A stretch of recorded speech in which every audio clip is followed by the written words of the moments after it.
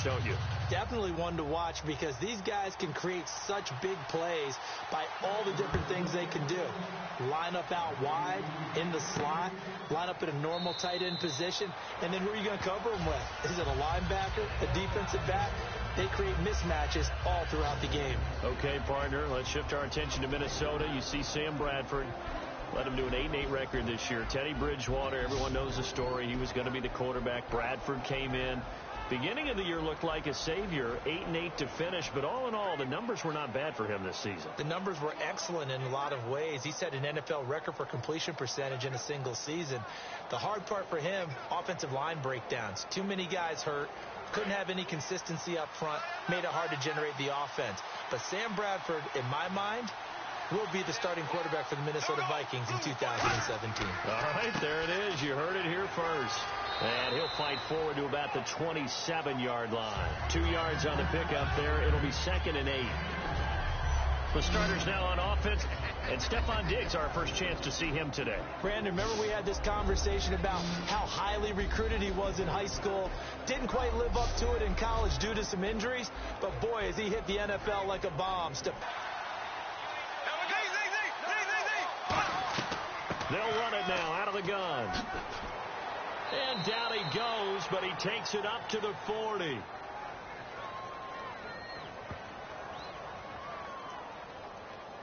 Holding offense. So oftentimes you see defensive holding. Here it's offensive holding for the flag. They lost 4 there, and it's 3rd down.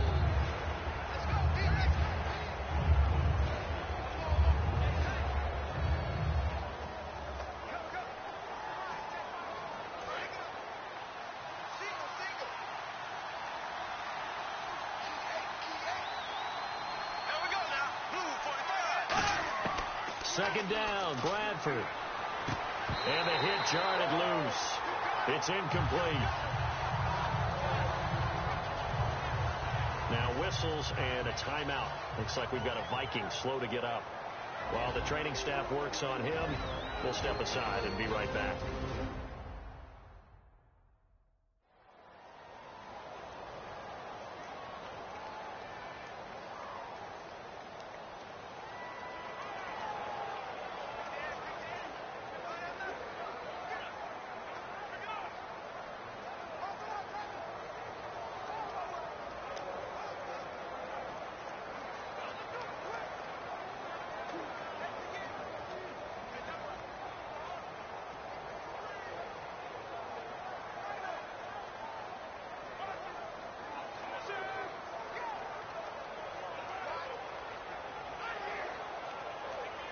Three and out, a real danger here on their opening drive as they come up on a 3rd and 12.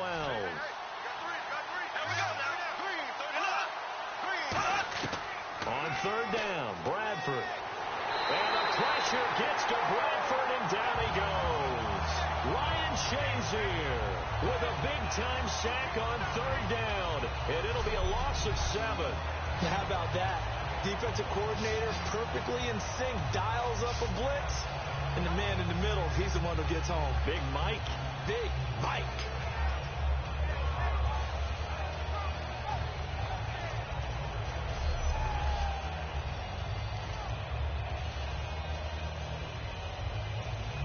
So on 4th down, here's Ryan Quigley now to kick this one away. Back deep for the Steelers, Antonio Brown.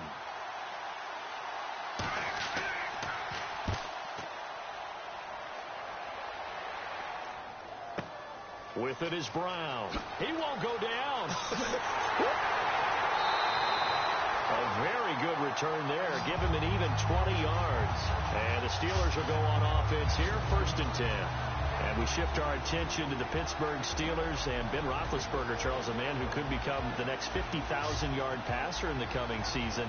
Would have had his 5th 4,000-yard individual season last year if it wasn't for the couple of games he missed. I think his consistency is something we have to start talking about, because we talk about him being one of the best quarterbacks in the league, and there's really no doubt about that. But just him answering the bell year after year, putting up those kind of numbers, and leading one of the best offenses in the league. Also, remember Big Ben as a younger quarterback, moving out of the pocket, taking the hit, shrugging them off? Now he's staying in the pocket and winning from there more and more, and I think that's going to enhance his career going forward. It's a 7-yard carry to set them up with a 2nd and 3. In 12 regular season games this last year for Bell, averaging over 150 yards from scrimmage. First 2 games in the playoffs were great, but, getting injured in the final game probably leaves a bad taste in his mouth. Leaves a bad taste, gives him fuel for the next season, though, because remember, for the last few years, he hasn't been able to play a full season for various reasons. Now, going into next year, imagine those numbers over a 16-game season and heading into the playoffs. Le'Veon Bell can set new records. On 2nd down, it's Bell. And he's going to be stopped up at about the 47-yard line. Give him a yard on the run there, and that's going to set up a 3rd down and 2. Offensive starters time. Electric is certainly a word that comes to mind when you talk about Le'Veon Bell. Love the way that he reshaped his body coming out of college. A bigger, thicker runner while he was at Michigan State. Lost weight, became more of a whippet in the NFL, and now no one can tackle the guy, whether he's running it or catching it. Double tight. 4 down. Check.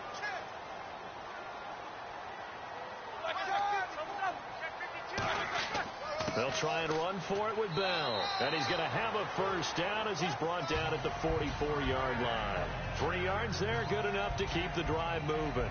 I don't know about you, but that almost felt like old-time football there. 3rd and 2 is not necessarily just a running down anymore. A lot of times they want to throw the ball. They went back to the roots and powered forward and got the 1st down.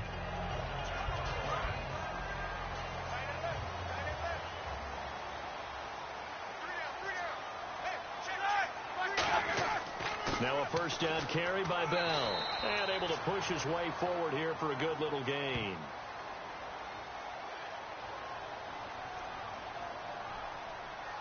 Holding offense. So there you go, holding by the offense, and that'll push him back. Changes everything now as you try and figure out what your playbook has for you. Longer yardage situations, tougher to execute and pick up 1st downs.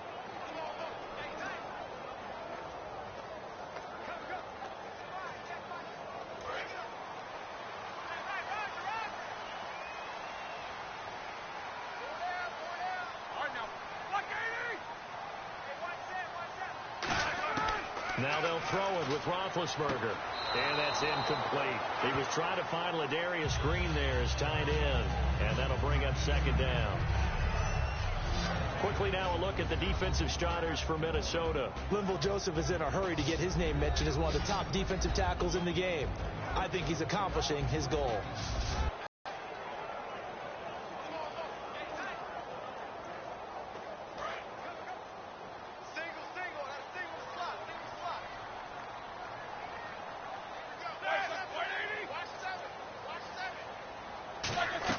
On 2nd down, here's Roethlisberger. Now Ben hit, and he lost the football. It's loose.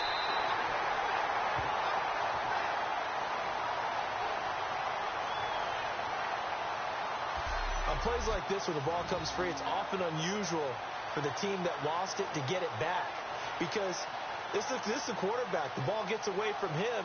Everyone else is trying to execute what they're supposed to do on offense. They're usually looking in the other direction, downfield, or have moved away from him. In this case, though, a teammate is able to come up with the ball. 2nd down fumble. Now the offense needing to do something here on 3rd down. Now Ben on 3rd and long. He's got time in the pocket. He completes it to Bryant. And finally out of bounds down near the 10-yard line. A big play on 3rd there for the Steelers. 52 yards. You know, when I see passes like that, I'm reminded of something you and I talked about yesterday. Big Ben was a wide receiver the first 3 years of high school, sitting behind the coach's son, and then he finally got that opportunity. I think he's made the most of it. It's always the coach's son, isn't it? But you know where it helps him? When he looks downfield, he knows what the receivers are going to do. He actually has wide receivers' eyes when he's throwing the ball. Red zone opportunity. 4 down, 4 down. Here we go. Black 20. Right there. And it's first and goal now, but still 10 yards to go. Bell. And he is going to lose yardage here. That's going to go as a loss of 2, and it'll be second down. The insistence of speed at every position is really seen at the defensive end spot. These guys in the old days were often outside linebackers. They just pushed them forward because they wanted to play fast and get to the quarterback or the running backs quicker than ever before. And the offense behind the chains here a touch on 2nd and 11.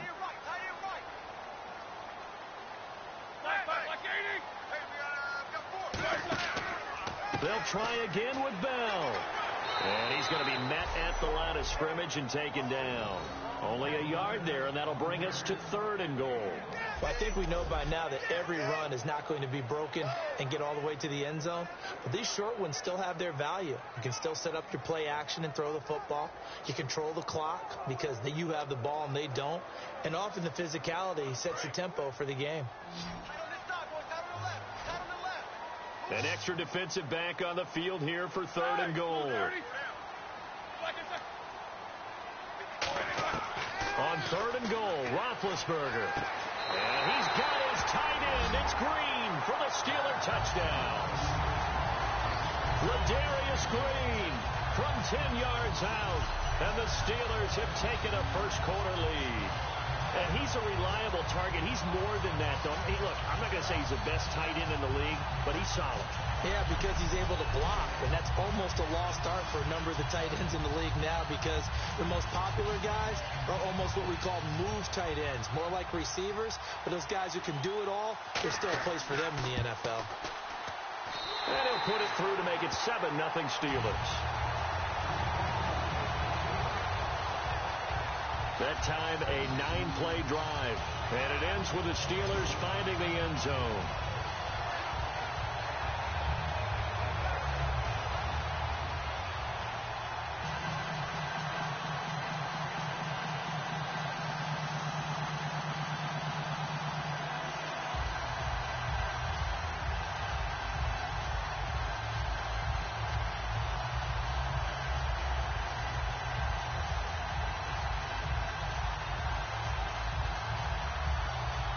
Boswell now to kick it away after the touchdown. That'll be taken in the end zone.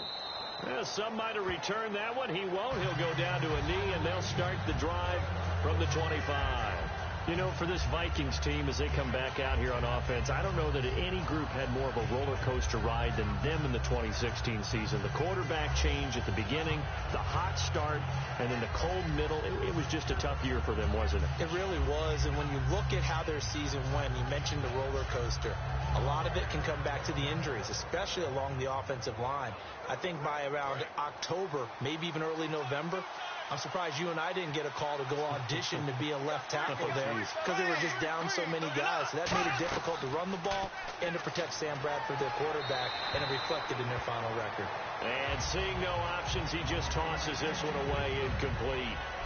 Now that'll bring up second down. And a look at the Steelers' defensive unit. Cameron Hayward is a defensive lineman, but many of us, especially guys of my vintage, remember his father, Craig Ironhead Hayward, who was a running back. I think Cameron decided he'd rather hit people than be hit.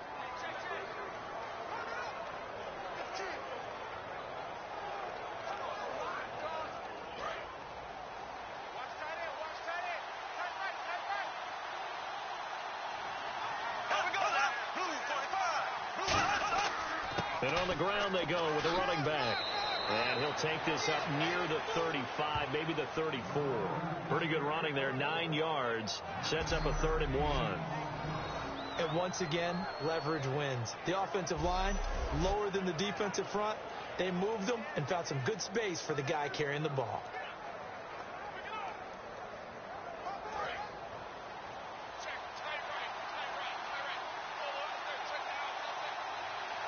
The Steelers insert their nickel defense on 3rd down. Yeah, they add a DB. And he's able to get the first before he's taken down at the 36. They only get 2 there, but on 3rd and 1, that's all they needed to keep the drive going. 3rd and 1, partner. No need to be fancy there. Just use some force and move forward and pick up the 1st down.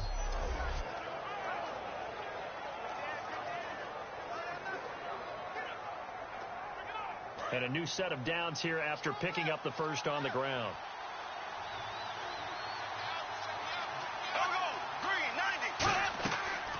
They'll run it now out of the gun. Oh, he's got some breathing room. And he takes this up right near the 45-yard line. 9 yards is the pickup there, and they'll have a 2nd and 1. You know what really fires up offensive linemen? When the guy that is carrying the ball behind them can create his own space and break a tackle along the way.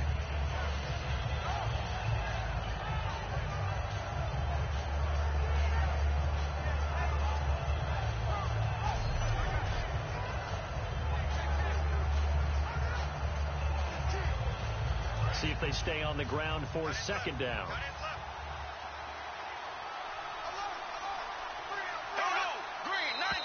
Now we've got movement up front, and I think this is going to be on Minnesota. False start, offense.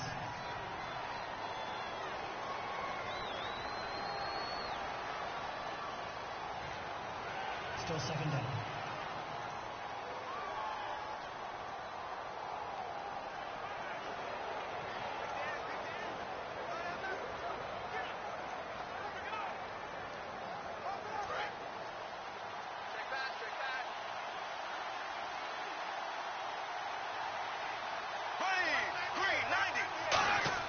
They'll try to throw now. Bradford. He's got it complete to Stephon Diggs.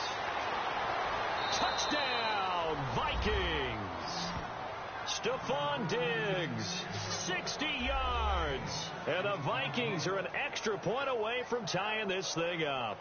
I think if you polled defensive backs, they would say the corner route, take that out, make it illegal, because that is so hard to recognize and so hard to adjust, because your first move is to not get beat in the middle of the field, and that's how they move you first before they break off to the corner. But then as the wide receiver, great job. It's tough to turn those upfield and go, but he did a great job with it there. Really good balance, really good body control, and how about the end result? A touchdown.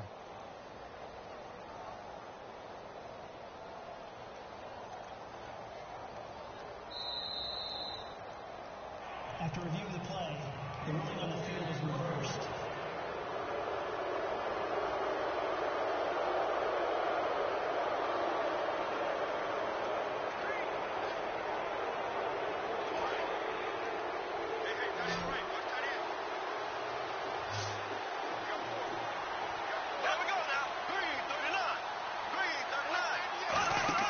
A 1st down throw for Bradford. Quick hitter here, it's complete. Touchdown, Vikings. Their dangerous wide receiver, 35 yards. And the Vikings are an extra point away from tying this thing up. All the receivers in the league are plenty good enough, otherwise they wouldn't make it in the NFL. But the ones that go to the Pro Bowl, they have refined route running ability.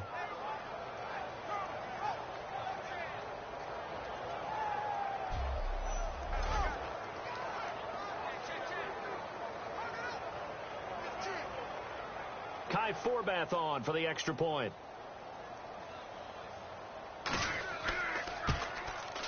It's good, and we're all tied at 7 apiece. So the drive there took 6 plays, and it all culminates in a touchdown for Minnesota.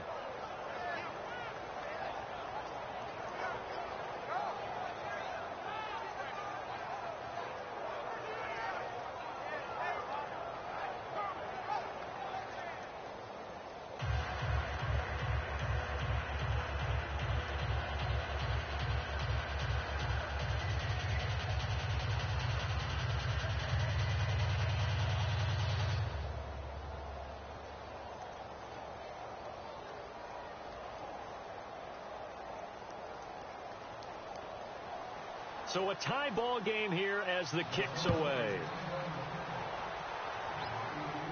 This one taken from the 7th. And a nice return sets him up pretty good here at the 30-yard line.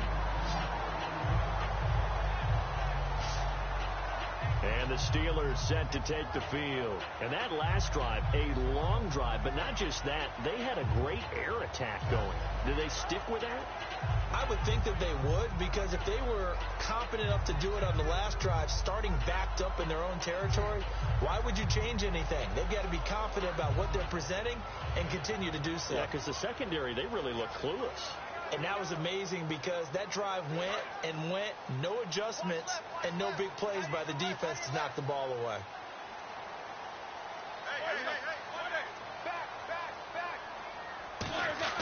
They'll start the drive with a carry by Bell. And tough going there as he'll only get it up to about the 31. Just a yard on the first down carry, so it's 2nd and 9. Now that's the type of play that'll fire up a defense. Hold them to 1 yard on a first down run. It'll be interesting to see if the offense decides to press the run at all, or if they'll abandon it now after gaining only 1 on that play.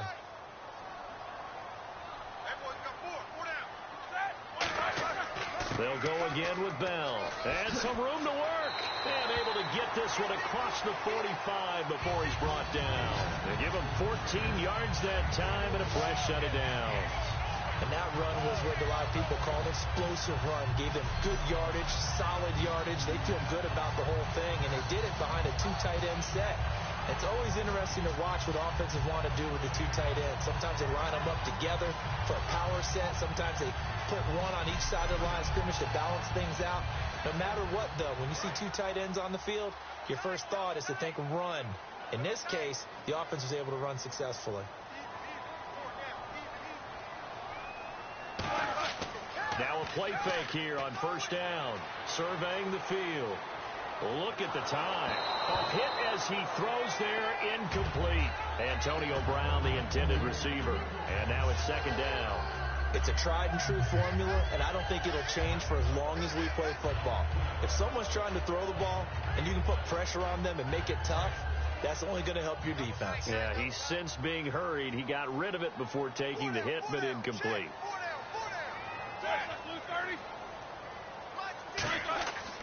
Roethlisberger with a give to Bell. And he got blown up. Losing yardage on the play back at the 44. And they'll lose a yard that time, and that's going to lead to a 3rd down. The defense won that play so fast that I think if the running back even had time to notice if anyone was there, it was just a blink of an eye, and there was a loss on the play. And they'll be in search of 11 yards here on 3rd down.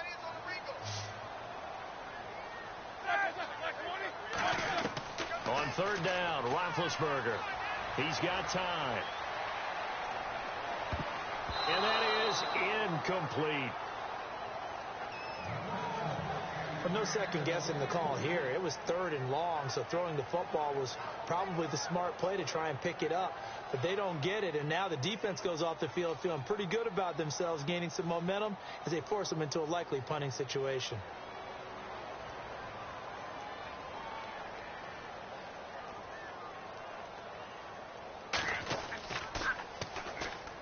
Vikings turn up the heat, and they block it. Now they can run with it. Picked up inside the 35. So much for pinning him really deep. Short punt could have pinned him inside the 10. Now great field position the other way. It's never good when you're punting the ball and your eyes see the ball go back behind you. No. In however form, whether it's over your head or to the side, never good. Now it becomes a race to get to the football so they don't pick it up and take it all the way.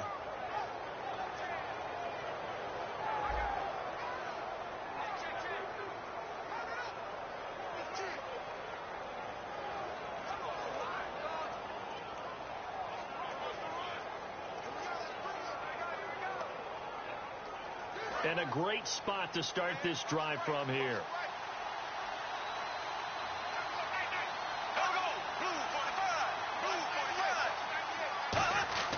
Bradford now to throw on first down. He's got the connection over the middle to Diggs. A good pickup there. 8 yards on the first down completion. I'm just looking side by side at Diggs' number, rookie year versus sophomore year a season ago. 52 catches as a rook, 84 last year. But something you pointed out to me, yards per catch is off a bit, isn't it? It is, and, you know, his first year, he was known a little bit more as a big play threat. This past season, adjusting to a new quarterback in Sam Bradford, that number went down by about 3 yards per catch, but he can be an explosive type of a receiver. Look at the last 2 games of the regular season, well over 100 yards in both. And he will lose yardage and be backed up to the 24. One of the beauties of a 3-4 defense is that you have flexibility with your linebackers, and you can put them in different spots. But one of the downsides is an offensive team that's committed to running the football, you can get your big offensive linemen up on linebackers quicker, and that usually gives you an advantage in running it. Well, they brought in an extra defensive back here, so probably not expecting a run on 3rd and 3. A good call. And this is going to be incomplete. He was looking for his tight end there, Kyle Rudolph, and it's 4th down. I'm not sure we can spot any tendency here on this 3rd down. They could have run it or passed it. Either one was available. They chose to try and get it through the air, but they were unsuccessful. On now is Kai Forbath to try the field goal. From the right hash, it's a 41-yard attempt. And Forbath will put this one through, and they take the lead here now at 10-7. So a good snap, good hold, and that one's right down the middle. Never in doubt. Just the way you used to hit them, Brandon.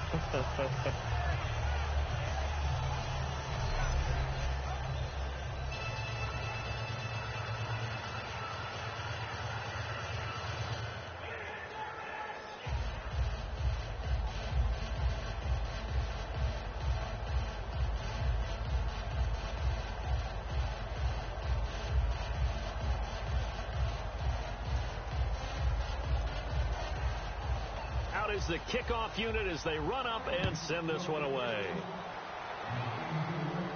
This one taken from the 7. Then he'll take this across the 25, a couple extra yards up to the 27-yard line. The Vikings defense getting ready to go. They're hoping to do what they did last time, force another punt. Last time it resulted in a field goal. We'll see if they can get another stop here, though. And the best defenses are in the business of preventing points and creating points. And that's exactly what these guys did on their last possession. Why? Because they got off the field on 3 and out, turned the ball over to their offense after the punt, and let them roll downfield and put the ball through the post for a field goal.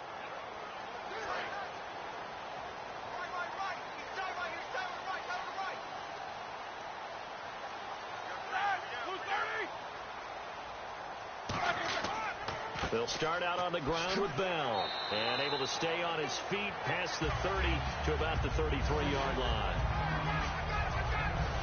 First play of the drive, let's give credit all around. Excellent blocking, but the guy carrying the ball, he was the finisher. A really nice run. 2nd down following the run.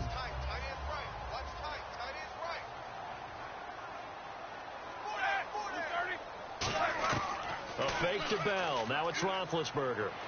And caught right side, Green. And he gets this up across the 35 before he's out of bounds. I know sometimes we can get fooled when we watch him make catches, as we just saw him do there, because he really looks like a wide receiver the way he goes about his business. Yeah, 230, 240 range. Yeah, not super huge. Maybe not counted on to be that inline point-of-attack blocker that we used to have in the good old days. But you can flex him out. You can run wide receiver routes with him. You can make him a primary target, and that's how he'll shred a defense. On the counter, here's Bell. And he takes this up right near the 45-yard line. 8 yards on the pickup, and now they'll have some options on 2nd and short. We are watching a runner having a really nice game. Carrying it very well. Vision is excellent, but boy, look at the help he's getting. Offensive line, I think they're pretty eager to block for him. Offense in a good spot here, 2nd and 2.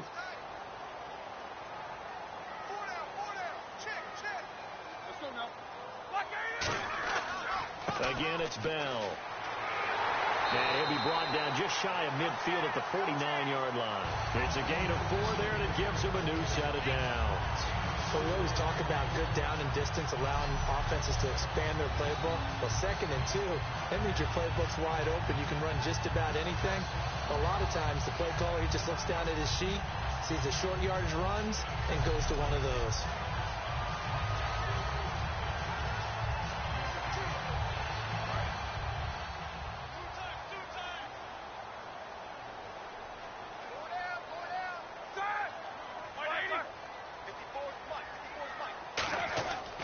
Now Roethlisberger going to hand to Bell, and he stopped immediately there.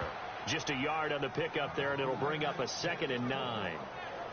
Tough day, tough sledding right there, and it's been that way the entire game. Not a whole lot of... Here we go. 130. From midfield now, here's Roethlisberger, and his throw's going to be incomplete.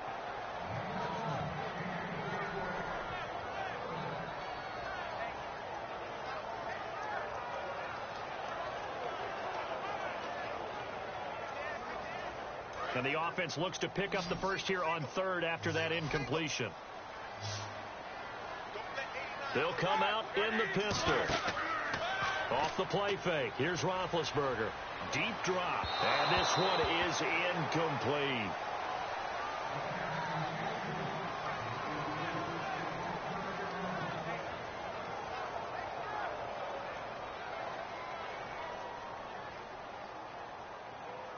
Here's Jordan Berry now. On for his 2nd punt, and remember, his first one was blocked.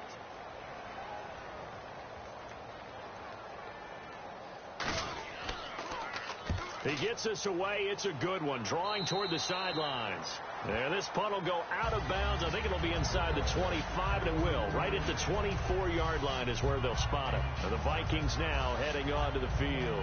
And they split the uprights last time for 3. They've got the lead. They're not going to play this conservative. They're not hoping for another field goal. They're hoping for a touchdown. I'm with you on that one. I like where your head is. I like the way you're thinking, because you're exactly right. Trying to sit on a lead and play that way, that doesn't work too well for most teams. Run your offense. Run what you do best. Exactly.Ut it all the way down and try to increase your lead in a big way. And the best way to do it, touchdowns. Here we go now.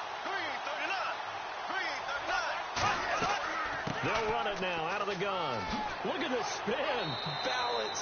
And they're able to get this one across the 35. Give them 13 on the pickup there. And that leads to a Minnesota first down. We really didn't have any doubt that he was going to be one of the top-rated rookies coming into the league, especially as a runner. And he's given us no reason to change our minds. That's a big-time run, and the production that he showed us in college is translating very well into the National Football League. So it'll be first down here after the run.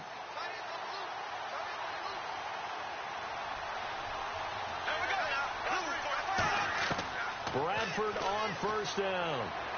And he just gets rid of it. Throws it away. A wise move there. Looked like nobody open. Now 2nd down. I hope I don't sound too rah-rah on that one, but that's the exact right throw. Either your receiver gets it or no one gets it. Give him a lot of credit for being really precise with it. Got rid of it. No one got it.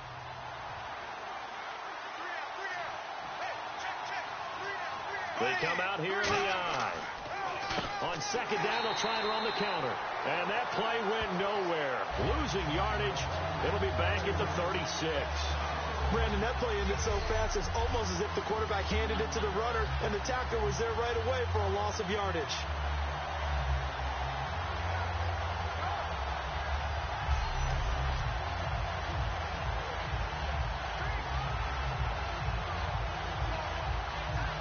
We've got a 3rd and 11.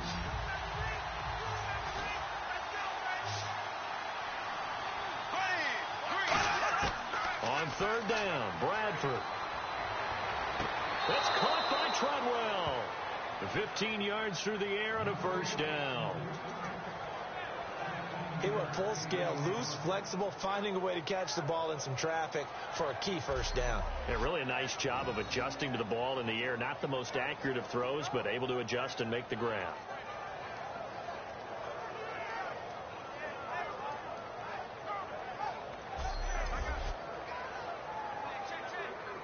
And the offense lining up 1st and 10.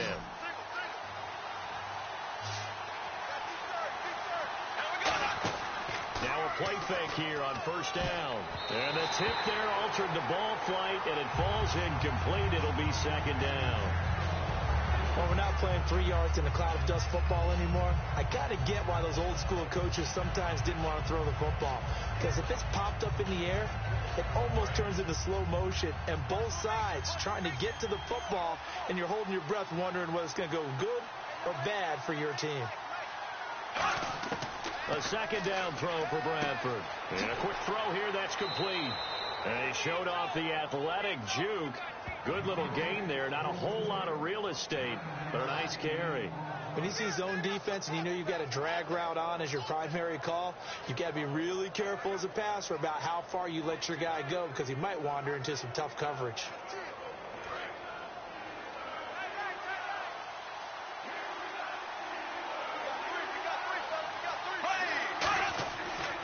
And they'll run it here.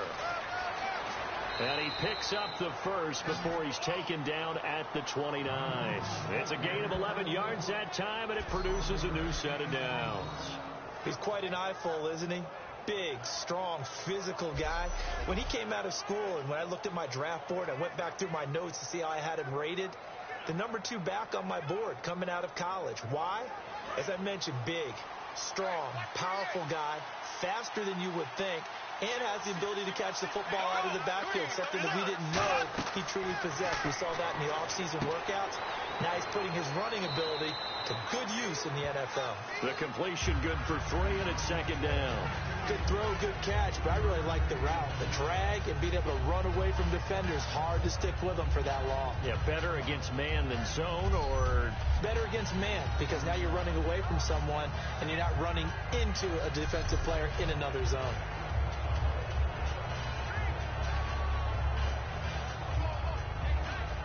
So they complete the pass, and now they face a second down.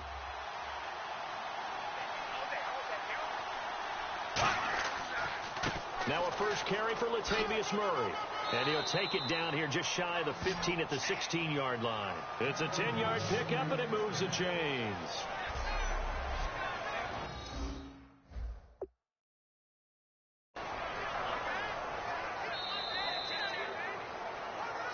One quarter down. The Vikings are in the lead early. More from the Steel City coming up after this.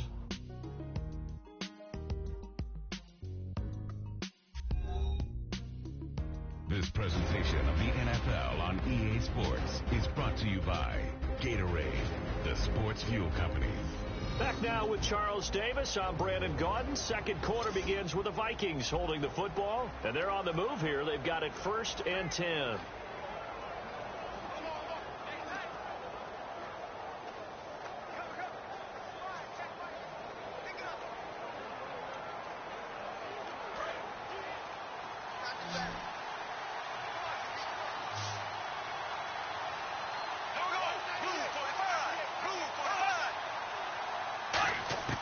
From the red zone now, Bradford looking for his tight end Rudolph, and it's intercepted. Picked off by Ryan Shazier.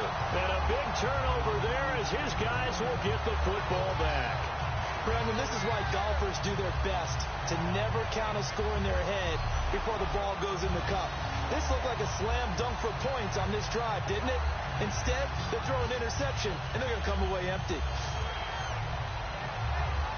Pittsburgh's offense now heading back out onto the field. And a tight game after punting last time. See if they can get something going on this drive. As they head to the field now, with the game this close, you got to feel there's a sense of urgency for them going on offense right now. But they have to do it without letting panic creep in and affect their play. And tough starting field position here.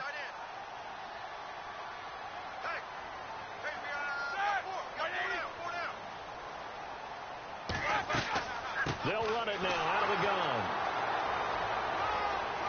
And a short pickup here as he'll get across the 10 to the 11-yard line. Give him 3 on first down. It'll set up a 2nd and 7. I do know from experience that when you slow down someone's running game, you're now doing the dictating on defense. And guess what? Now you're getting ready to tee off on their quarterback because they have to throw it all the time. But you still have to be alert for the draws and other plays of that nature to make sure you don't get hurt. They go play action now. Roethlisberger finding time. And he'll be out of bounds right around the 14. Only 3 yards on the catch. It's third down. Let's make this one simple. What a catch, especially the finishing part of getting his feet in bounds, toe tapping, and, of course, foot dragging. A little tapestry, if you will. Oh, I like it. And the Vikings with an extra defender in the secondary on third. Playing coverage here. From the gun on third down, it's Roethlisberger. Firing quickly here, and that's complete. The completion there winds up a wash, and it'll bring up fourth down. Now, the old pass completion for no gain, not something you want to call up out of the playbook too often. Yeah, most offensive coordinators don't have that on their play sheet, so they've got to go back and scramble after this one. But right now, with what they're telling receivers about making sure you take care of the ball in open field, sometimes the fighting for extra yardage doesn't come as a result. That and good tackling can lead to no yards gained. Here's Jordan Berry now. Remember, though, he did have one blocked earlier. He's been a busy man here in this first half as he gets it away. Let's take it inside his own 40. 12 yards on the return that time. And the Vikings will be set up well as they take over in great field position. 1st and 10. Now the Vikings offense works their way back onto the field. Looked like they had something going last drive. Then the interception happened. Will they recover? The memory they need to keep with them is that they did have something going. They were moving the ball on offense, had a nice sequence going. Don't worry about the other part. You can't get that back. Let's go back to what you were doing well before. I thought you were going to say they need to have no memory, but remember the good part, forget the bad. I like that even better.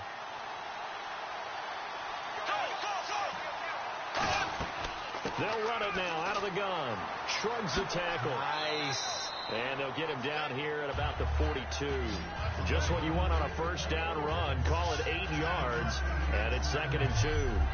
And, Charles, I know Ryan Shazier, who made that tackle, a youngster you like a lot. I love him, and I liked him a bunch coming out of Ohio State because the more this game leans towards speed and less on bulk, that's where Ryan Shazier excels because of his ability to run down plays. If anything goes away from him, he'll chase it. A lot of the time, he can run with tight ends, running backs downfield, and pass coverage. That only helps his outside linebackers like James Harrison and Bud Dupree get to the quarterback. Pressure comes, and the Steelers take him down. James Harrison able to drop him for a loss of a couple. And they brought the pressure there just right up the gut, didn't they? Yeah, they certainly did. And, you know, when you've got so many different responsibilities as an offensive line, you got to deal with the nose tackle, the 2 defensive tackles or ends, and then sometimes you just can't account for everyone. The linebacker slipped free.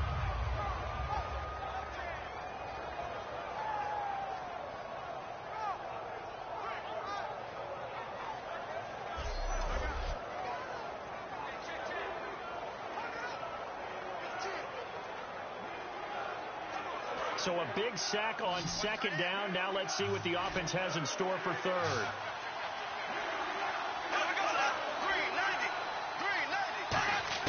Bradford from the gun on 3rd down. Quick hitter here. It's complete.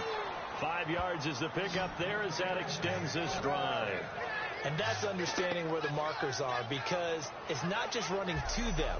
Because on the catch, you could actually be pushed back before the 1st down. It's getting past it and allowing that opportunity to drift back towards the 1st down line and still having picked it up. Really well run.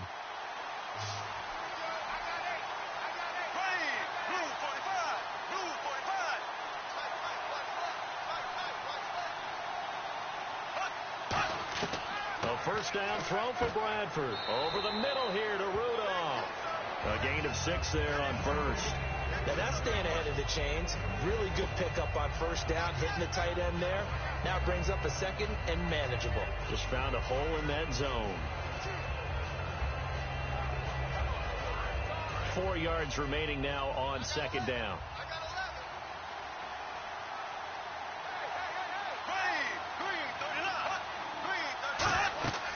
They'll run it now out of the gun. And he's going to get this down near the 20-yard line. That one goes for 13 yards, and it moves the sticks.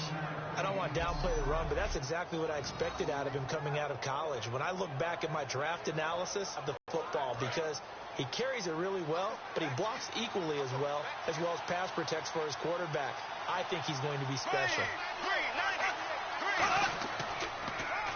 And he'll give it here to his running back. And he's going to fight his way forward here for a modest gain. Give him 5 on the carry there, and it'll be second down. And that's exactly what you want on a first down run. Pick up 5 yards, bring up 2nd and 5. The defensive line, though, they've got to figure out a way to out-leverage the guys up front because the offensive line is winning at the point of attack.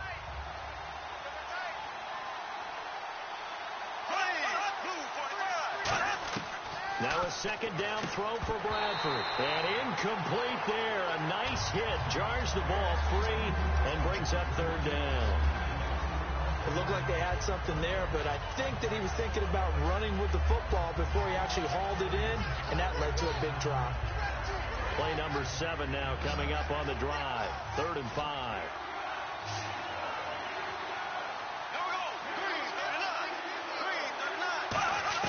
From the shotgun, it's Bradford. Can't find anyone open. And he'll be hit as he releases it, and that'll fall incomplete. Partner, how many times have you heard it? Pressure creates diamonds, right? But it also bursts pipes. And on that one, that's what they got. They got after him, and he was fortunate just to get rid of it. Yeah, he just had to chuck it away. So out comes a field goal team now for the 2nd time here today. This a 33-yard attempt. And Forbath will put this one through, and the lead stretches to 6 here. It's 13-7. So the drive stalls out, but they are able to put 3 points on the board. Yeah, just a yard or two shorter than an extra point, so no problems converting there.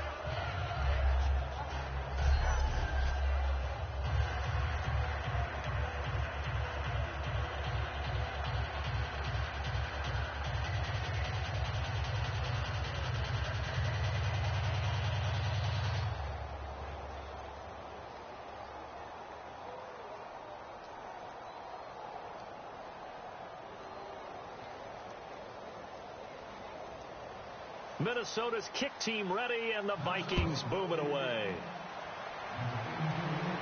This fielded a few yards into the end zone. Oh, the spin. And he will be brought down here at about the 17-yard line. Illegal block in the back. Return team.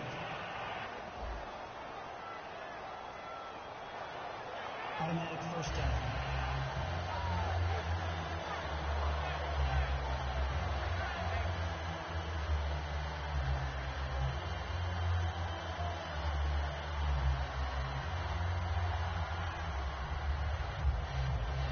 Very tough spot here for the offense to start. They come out here in the eye. Here's Bell. Oh, look at the juke. And a short gain here across the 10 to the 12. It's a pickup of 4, and it'll bring up 2nd down. Not a run that you're going to write home about, but still a good first down run. That's what an offense calls staying on schedule. 3 to 4 yards on first down, you're set up very well for the rest of the drive. See if they stay on the ground for 2nd down. Again, we'll see the pistol here. A fake to Bell. Now it's Roethlisberger. And he's going to be taken down. Sacked back at the 2. Anthony Barr. He's the one that got to him. He takes him down for a loss of 9. Well, if an offense is going to throw the ball in this part of the field, any pass rusher will tell you that's his favorite part. Gets a chance to get after the quarterback. It's almost like a reverse red zone. They can create points using their defense, and this time they take their man down. A long way to go for the offense here on 3rd down. They come up with one running back. That's Bell. And he'll get it up the middle. And a short gain here as he gets it up only to about the 6. Give him 3 yards there as that'll take us to 4th down. Well, the guys who are paid to make the tackles deserve some kudos there, but I think they deserve even bigger ones because in that situation, they had to be thinking pass. Loosened up defense, going to pass coverage.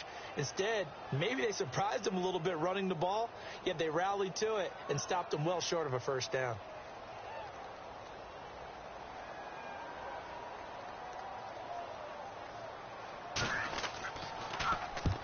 kick 47. This one looks good as well. It's fielded at the 45.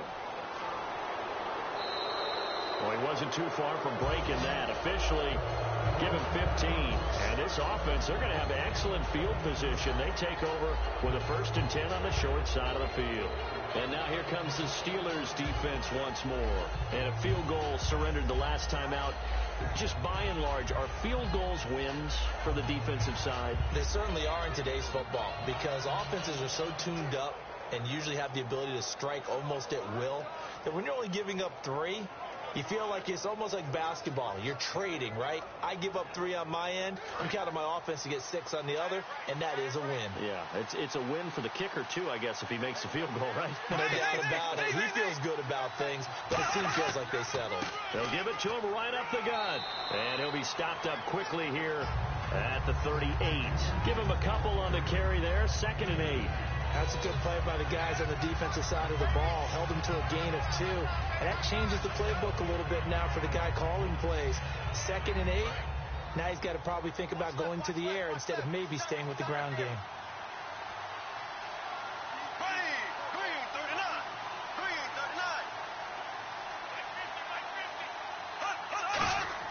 2nd down, Bradford. And a quick throw here, that's complete. That catch good for 5. It's 3rd down.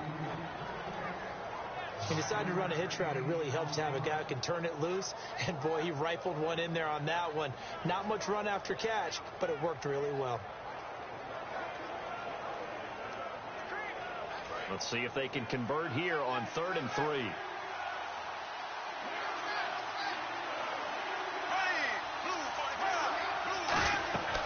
They'll run it now out of the gun. And he is going to lose yardage here. A loss of a yard, and it brings up 4th. And the offense there, the O-line, everybody really on offense, they were just manhandled at the point of attack. Yeah, you could pretty much call them all out, couldn't you? And almost by name, right? That was a very tough sequence for the offensive line. But how about that defensive front creating a new line of scrimmage and creating a lost yardage possibility?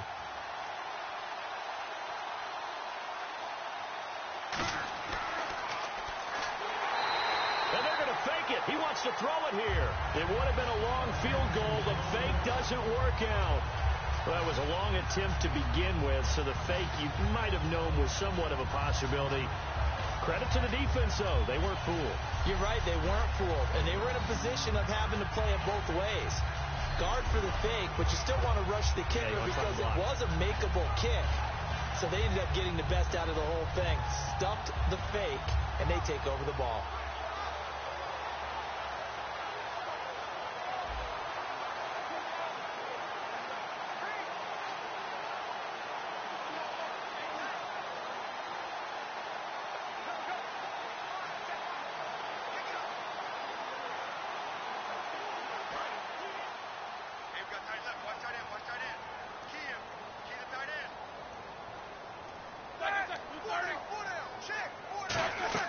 Now a play fake here on 1st down. The Vikings after him, and they get there for the sack.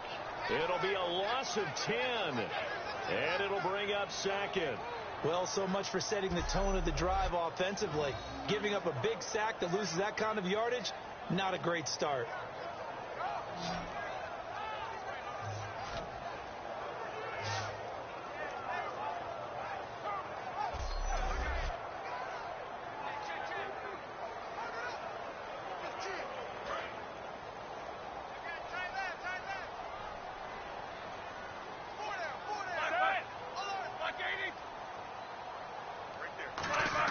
On 2nd down, Roethlisberger firing quickly here, and that's complete.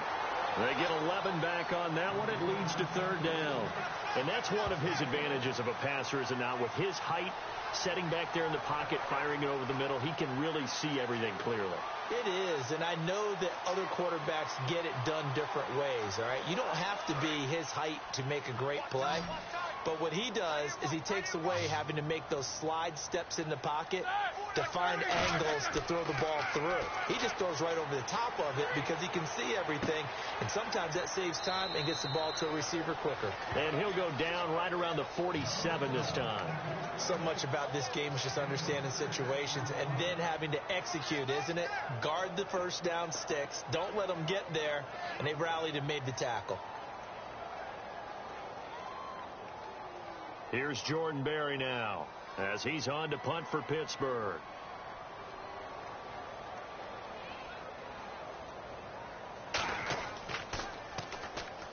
And he deserves a bronze leg as he gets this one away. And this will hit just beyond the goal line as it's into the end zone for a touchback. And now out comes Minnesota. And last time they were very fortunate, this offense. They went for it on fourth, turned it over in their own territory, but the other guys held up. They didn't give up any points. So how about the guy with the #1 headset on the sidelines, the head coach? That was planned going into it, not necessarily to not get the first down or to have the defense have to hold up. But he trusted his defense. Trusted his defense very much, and I think that's how he's going to play this game. Go for it. Be aggressive because I've got the wild bunch backing me up over here on my own sideline. We'll see what his offense can do. They'll run it now out of the gun. And give him 4 yards there. It'll be 2nd and 6. For that kind of run on first down, that's a winning type of a run. That just sets things up for them moving forward as they begin the drive. 2nd down following the run.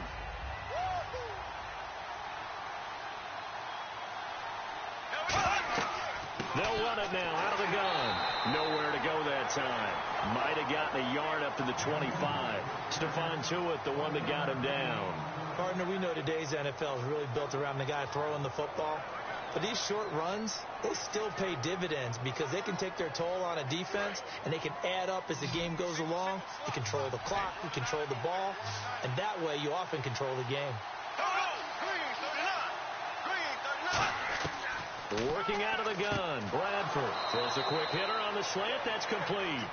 A nice pickup there, 10 yards, and it'll move the sticks. That was a nicely run slant route, and what the receiver's trying to do is make the defender think he's going upfield for a deeper route and then breaks it off, usually after about 3 to 4 steps, and cuts towards the middle of the field. And now what he's trying to do is use his body to keep the defender away from the football and give the quarterback a really nice target.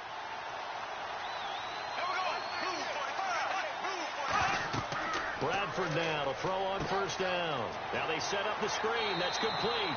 They hold him to only 2 there on the screen. It's 2nd down. In order for a screen pass to break big, a lot of things have to come together and be well executed. But all it takes is one small thing to go wrong and keep it from being a big game.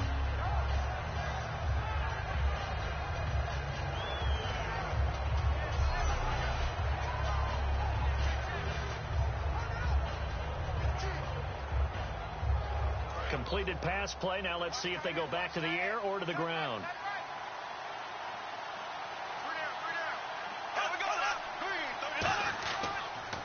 Now a handoff here to his running back.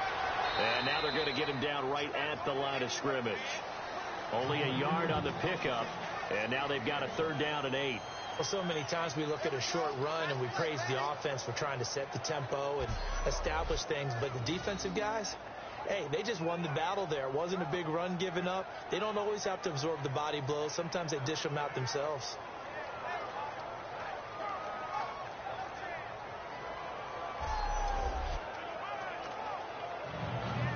Third down now following the run.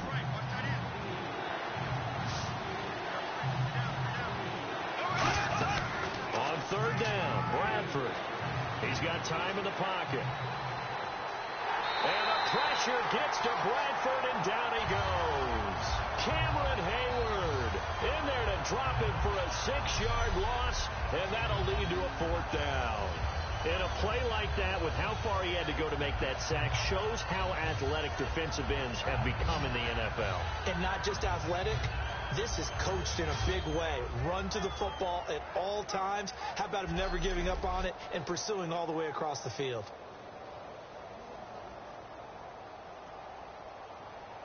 Here's Ryan Quigley now. On for his second punt. He'd take a repeat of his first.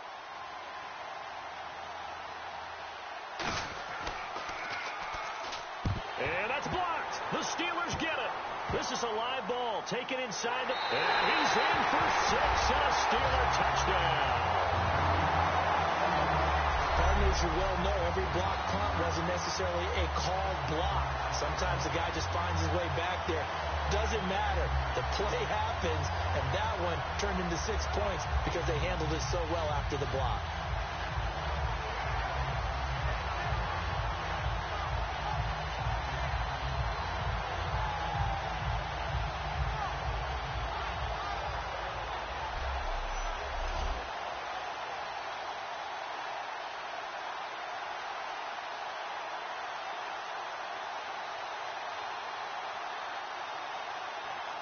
Boswell for the extra point.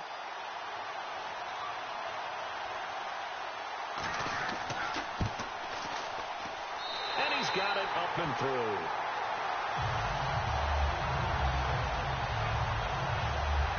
Well, not only did they block it, the awareness to go and grab it and then take it into the end zone for 6 points.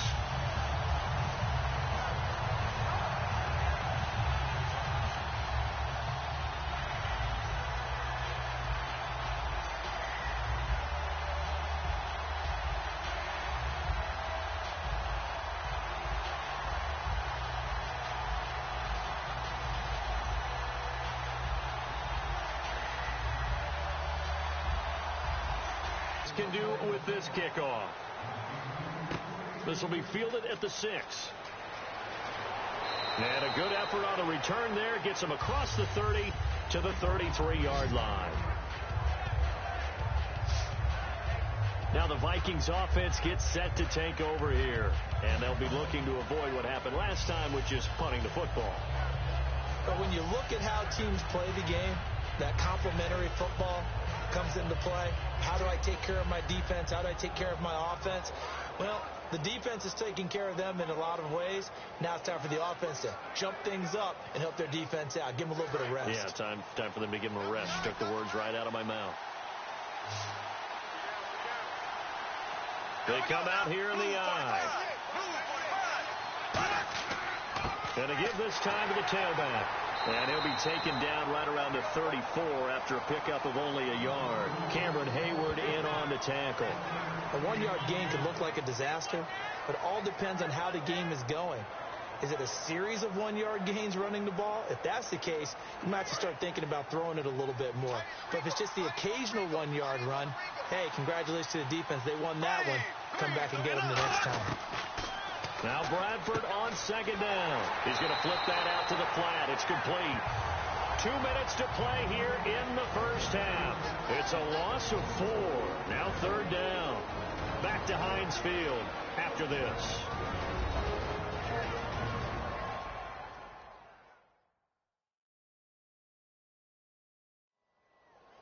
We remind you that coming up at halftime, we'll pay a visit to Larry Ridley in Orlando with our EA Sports Halftime Report.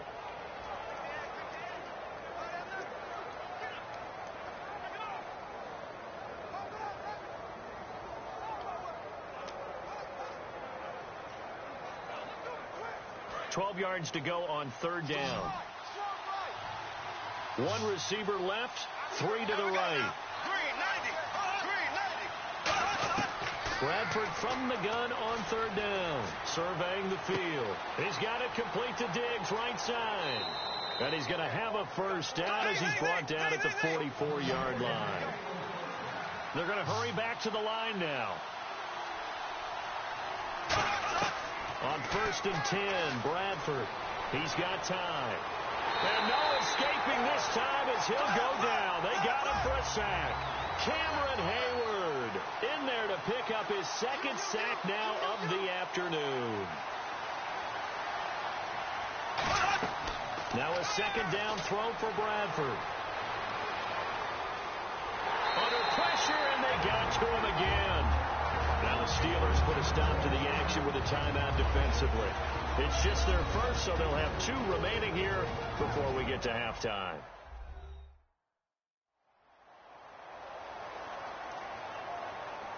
All right, so the timeout over and all 11 men back out onto the field for the defense.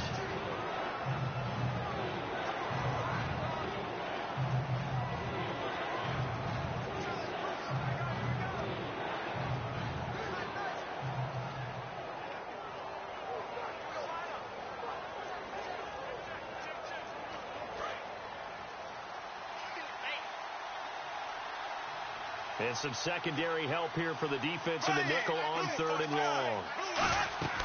They'll run it now out of the gun. Oh, he goes over it.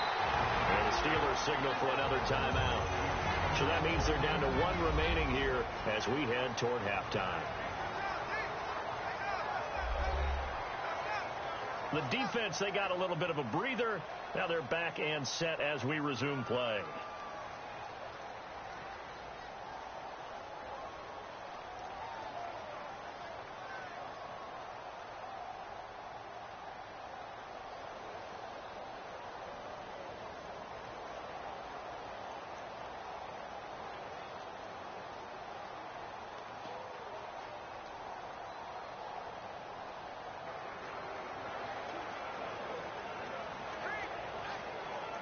Here's Ryan Quigley now as he's on to punt for Minnesota.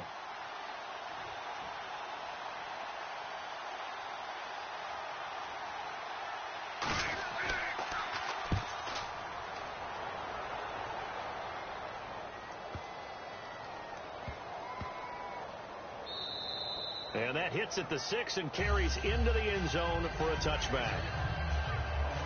Marching back out there, ready for the next possession. Here comes the Vikings defense. They sure didn't get a whole lot of rest. They had the 3 and out, forced a punt, but that's returned for a touchdown, so they're on the field quickly. So they're cheering. They're happy. They like what they saw. They're like, oh, I got to go get my helmet. Right? But it is a quick turnaround, so we'll see how they handle that on this possession.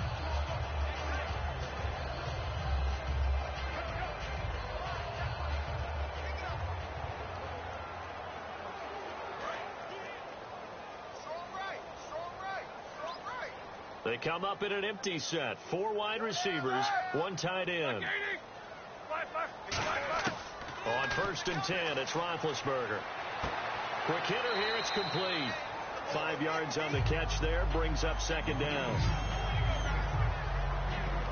When you're playing a quarterback with some experience and some moxie, you enter the danger zone when you decide to blitz him, because if he's able to diagnose as he did on that play, he can hurt you downfield. He reads defenses so well, doesn't he? He really does, and the best part about that play for him, I don't think that was his primary target. I don't think so either. I think he had to read, figured out where the blitz was coming from, and went to a secondary target for a really nice game. Goes underneath for Bell. And he's brought down, getting this one up to about the 35. Give him 10 yards on that one, and that'll earn him a fresh set of downs. And defensively, they were in zone coverage there. Do you have to be a little careful? You're losing, playing against a good quarterback like he is, to not play too much zone? Yeah, you have to be careful about how much time you're giving up. I think it's a good point you just brought up. So maybe if you still want to play zone, you go to a zone blitz scheme. And you can drop anyone out of your defensive front, defensive end, defensive tackle. It doesn't matter. You just exchange someone to bring more pressure towards the quarterback and still try and cover downfield. All right, here we go. On 1st down, it's Roethlisberger. Finding time. This is Bell on the dump off. And he'll get it out near the 40 to the 39. It's a gain of 5 on the play, and it'll be 2nd down.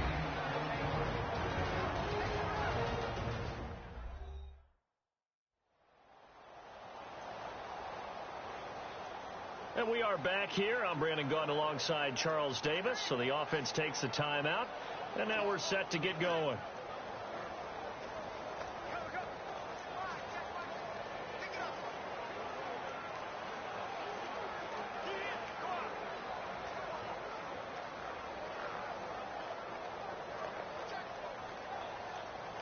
Second and 5.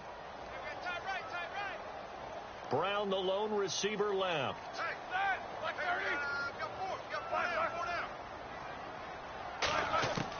Again, it's Roethlisberger. Finding his safety valve here. That's complete. And he's out of bounds just before the midfield stripe at the 49. So many times you hear today's NFL described as a space game. Get your best players into space with the football in their hands. That's why sometimes you just swing it out to your runner, get him out in the flat, and let him have a chance to make people miss an open field. Fresh set of downs here. It's a 5-receiver set. 3 to the left, 2 to the right. They'll throw on first down with Roethlisberger. And that's going to be incomplete. 12 seconds left.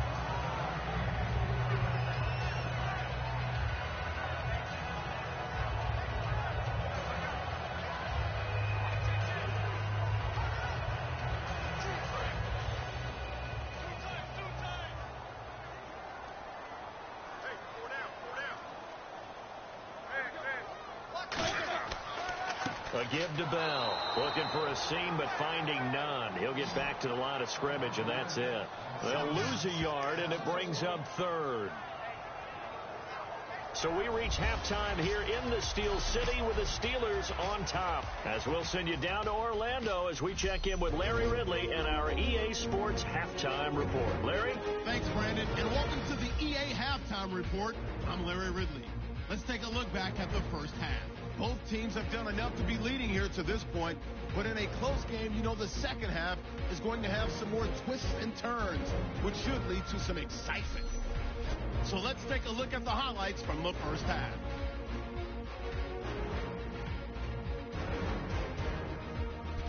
Vikings have it midway through one.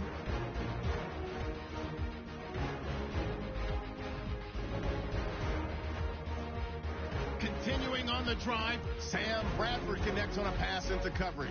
And he caps off the 7-play drive with a score. We're tied back up at 7. Vikings have it early in the second. Bradford's under pressure will throw the pick. Steelers defense happy to get off the field. All right, thank you, Larry. Plenty of intrigue to come. A 1-point game as we get set for half 2.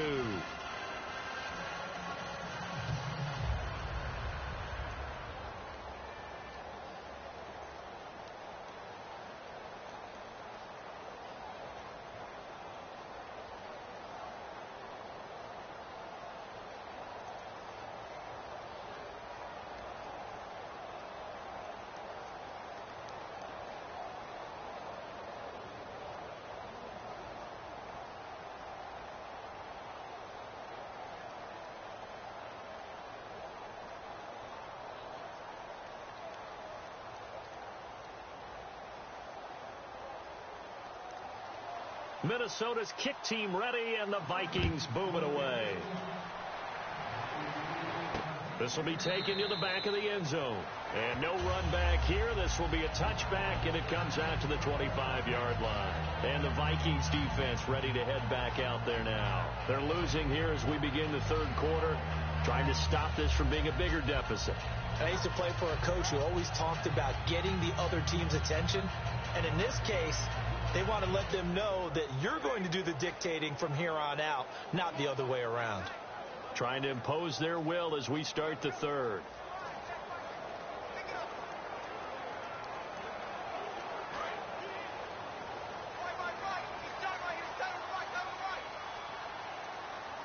They come up with one running back. That's Bell. And they'll give it to him here. And he powers his way up past the 30. It's a 6-yard gain on the ground, and that'll make it 2nd and 4. Some runs are blocked so well, you almost forget that someone has to carry the ball to gain the yardage. The leverage by the offensive line to create space up front, really well done. And after the play on the ground, that brings up 2nd down here.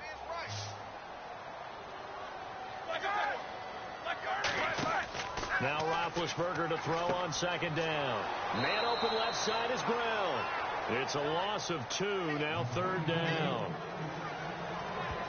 Now that was well defended, and as a cornerback, what you're taught when you see a wide receiver screen, either you get underneath the play before the blocking forms, or you're going to have to fight your way through it by getting through some blocking. That was a really nice play there.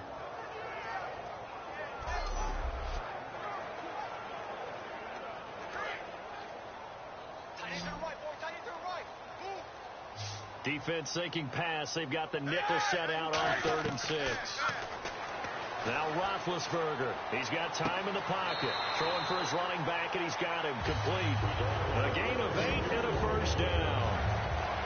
And a good quarterback facing zone coverage. If he has just a little bit of time to survey the scene, that's what's going to happen. No doubt about it. If there's no pressure, he's going to continue to pick them apart because he'll have all that time to find someone open downfield. You can only cover for so long. So maybe they want to go to a zone blitz scheme, get a little bit more pressure. Remember when Carolina did that against Denver? They lost the game ultimately. They dropped the defensive end out, and he ended up with an interception in that game in Super Bowl 50. Maybe some sort of scheme like that to try and get more pressure at the passer. They give him 13 yards there on the play and a fresh set of downs. Well, clearly one of his advantages as a passer is his height, sit back in the pocket, fired over the middle. That makes things tougher defensively, doesn't it? It really does, because your goal is to move the quarterback off his initial spot when he gets his drop back completed. But when you have that type of height, he can stay in there. If he's willing to take the hits and just fire over the top, which saves him time and actually completes a play a little bit quicker than it normally does for a quarterback has to slide and find open space to throw. The give is to Bell, and able to push his way forward here for a good little gain. 7 yards on the pickup there, and it'll leave him with a 2nd and 3. In my book, that's running the ball well, but with intelligence. How about him keeping the clock moving, staying in bounds? Yeah, even though it's the 3rd quarter, you're thinking ahead, aren't you? This is where your running game can really help you with a lead in the 2nd half. I agree totally. It's not just end-of-the-half situations that you worry about the clock. It's throughout the game. And with a lead, stay in bounds. Make them fight harder to try and catch you. On 2nd down, Roethlisberger. Got him in. It's Brown. It's a 7-yard gain there, and it's good enough to move the chains. Some think the teams really won't throw a slant route unless you have a receiver that has a lot of stature to him. But sometimes the little guys, they get lost in there. People can't really locate them, and they run that quick cut on the slant, and oftentimes they can turn it into big plays.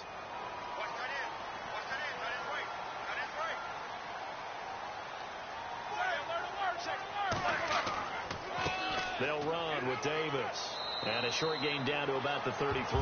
3 yards on the pickup there, and it'll be 2nd down.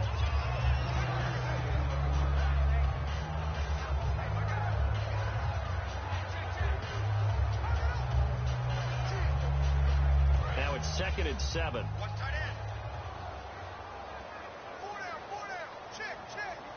They come out here in the eye. They go again with Davis. And he's going to fight his way forward here for a modest gain. And still about 3 yards shy of a first as the 4-yard pickup brings it to 3rd down. Can we just take that run and turn it into a kind of a clip and save? Because that tells you everything you need to know about this drive. They've been moving the ball awfully well. The 8th play of the drive coming up.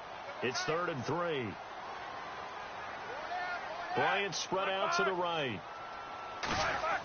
Roethlisberger now to throw on 3rd down. Blitz coming, and down he goes. They bring the safety on the blitz, and he busts through to drop him for an 8-yard loss. Oh, free safety blitz, that can be a gamble, but it proves fruitful there. Yeah, you're exactly right about the gamble, because oftentimes the free safety is the last line of defense against a long pass. And when he comes at the quarterback, he'd better get home and make the play. Otherwise, a big play could result for the offense.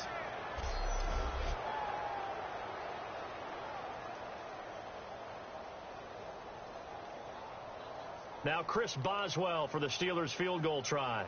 This from 54 yards away.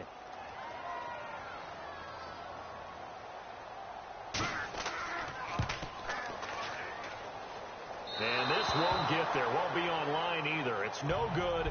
Off to the right. And this score will stay right where it is.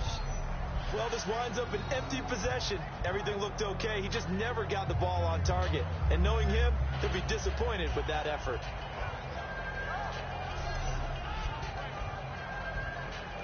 It's the Vikings' turn on offense. We get ready for their first possession of the 2nd half.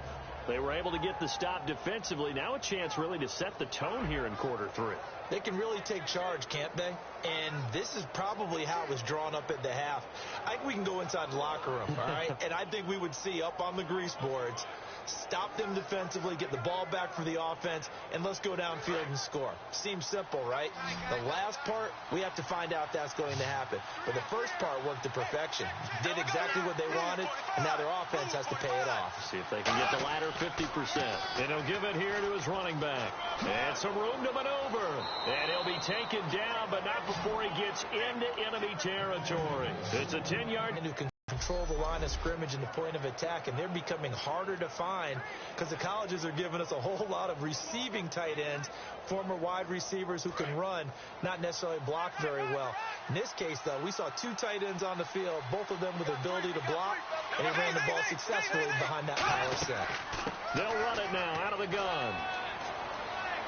And he's going to be met at about the 43. A gain of 3, second down.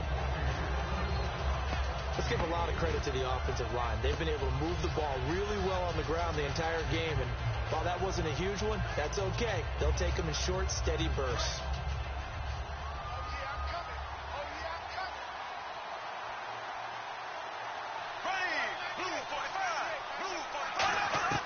Now a second down throw for Bradford. Toward the sideline, and look at that catch. Dragging the toes, and that's going to be a first down. Well done. If you're running out route, it's likely you're going to end up near the sideline. And what did we just see there? Toe tap. You got it. The benefits of practice. Toe tapping, foot dragging, picking it up, and making sure it was a catch.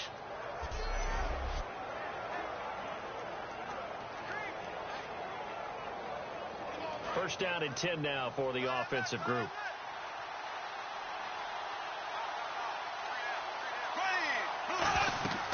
They'll run it now out of the gun. And he's got about 5 yards as he's taken down right at the 25. And there's a run to be happy with. Good, solid yardage. You'll take that anytime you hand the ball to a back. 5 yards left for the offense. It's second down. Murray, the lone setback. Now Bradford on second down. And a quick throw here, that's complete. And 5 yards on the play there as the drive will continue.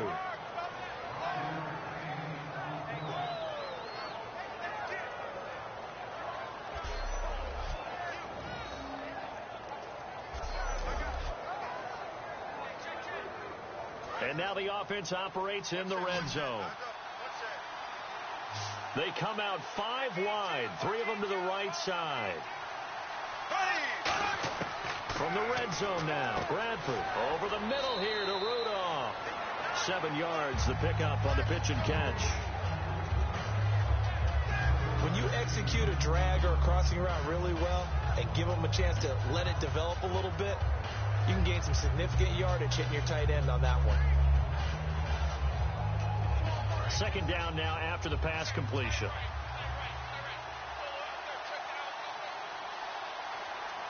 They come out here in the eye. That was second down run for Murray. And he'll fight his way down right around the 12. Give him a yard on the run there, and that's going to set up a 3rd down and 2. Well, that's not a run that's going to make any of the highlight tapes, but they've been moving it well all game on the ground. This is another one that keeps them moving forward. Trying to keep the drive going here. This is play number 7 on 3rd and 2.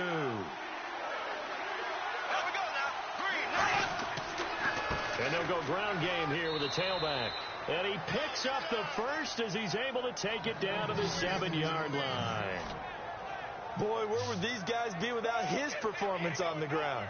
That puts him over 100 yards now for the afternoon, and I tell you, he seems to be getting stronger as the day goes along.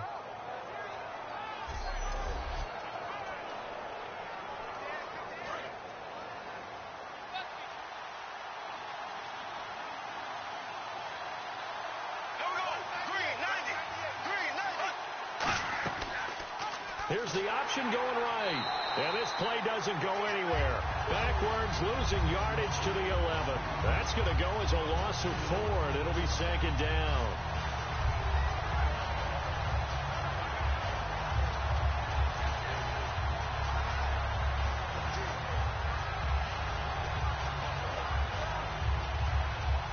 little bit of ground to make up for the offense as they face a 2nd and 11.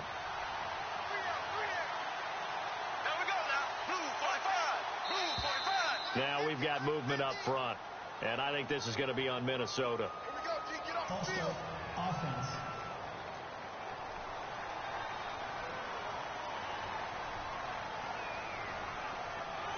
Still 2nd down.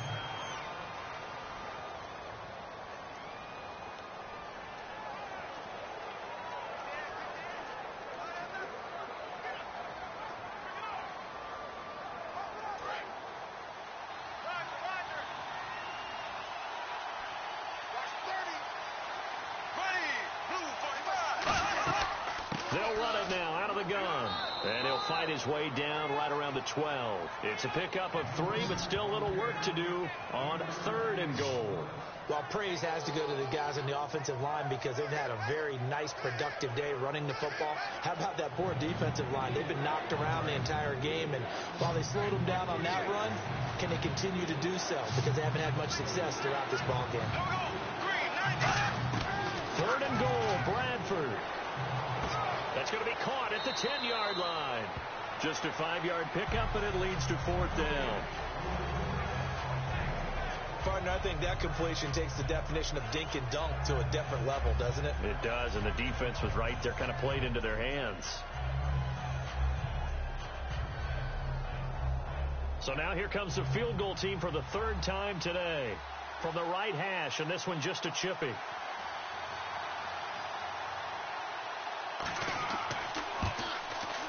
And Forbath will put this one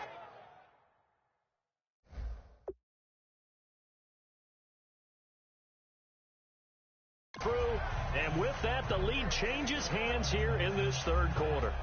So it's his 3rd field goal now of the ball game, and they have needed his leg because this last one gives them the lead. It's been a back-and-forth kind of a game, Brandon, but now you've got to tell your defense, hey, we need a stop here so we can let this momentum carry us through to the next drive.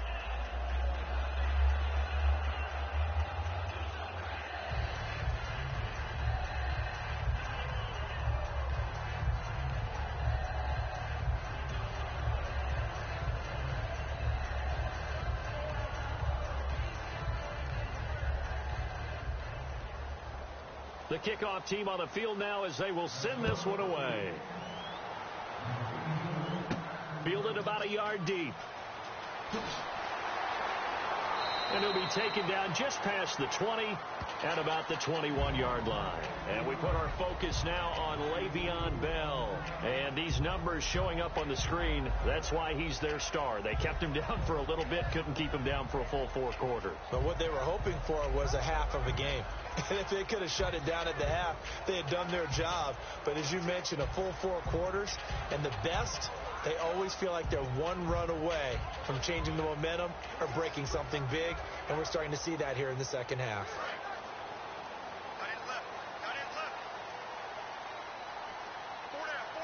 They come out here in the eye.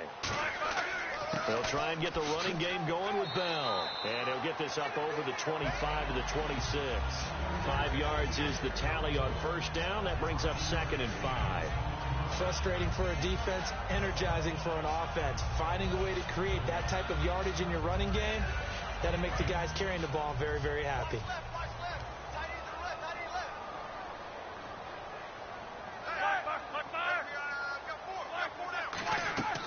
They'll run it now out of the gun. And he will lose yardage here back at the 23-yard line. They'll wind up losing 3. And now it's 3rd down. Brad, wasn't that long ago that the guy playing that spot was an outside linebacker type of a guy. Now, as a defensive end, how about the speed that he used to get into the backfield and make the play?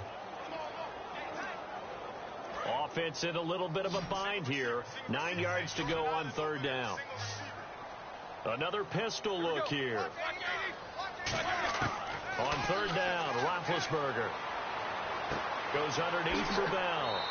And they'll take him down at the 31-yard line. It'll be a gain of 8 yards, and that's going to make it 4th down. A short gain that doesn't get them the 1st down brings up a 4th down situation. Really nice job defensively. They knew where the sticks were. They got the stop before it. Here's Jordan Berry now. as he's on to punt for Pittsburgh.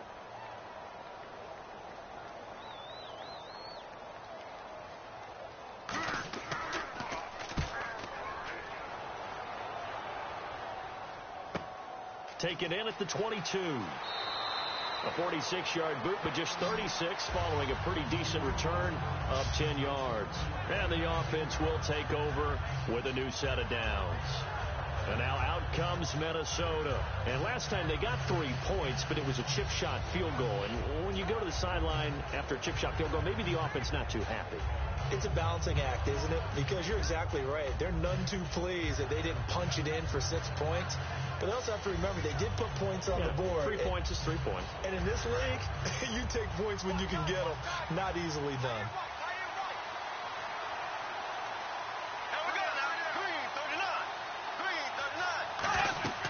They'll run it now out of the gun. And he'll get this only up to about the 35. Give him 3 on first down. It'll set up a 2nd and 7. Yeah, that wasn't a big run, just a short one there. But guess what? Sometimes you treat it like boxing. You throw that jab out there, and you throw it again, you throw it again, then you come with a big punch later. Maybe they're just trying to set them up.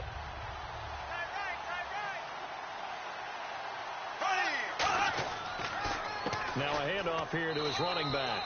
And for one of the few times here today, this run's not going to go anywhere. Mike Mitchell coming up from the secondary to make the stop.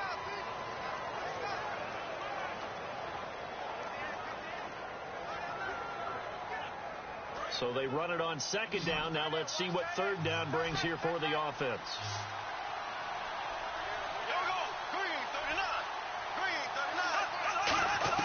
On 3rd down, Bradford. And he's got Kyle Rudolph.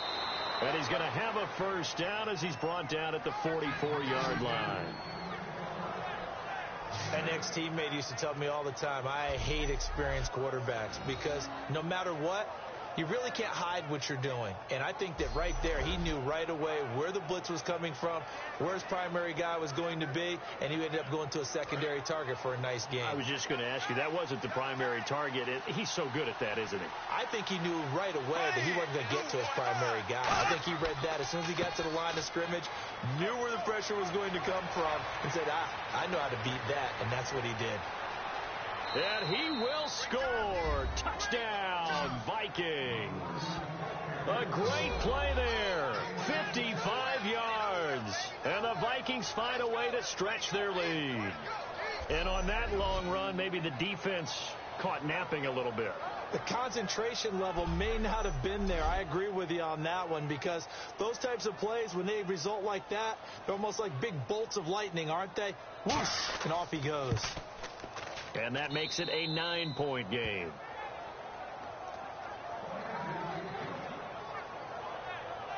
A drive there of just 4 plays. And it's polished off by a Viking score.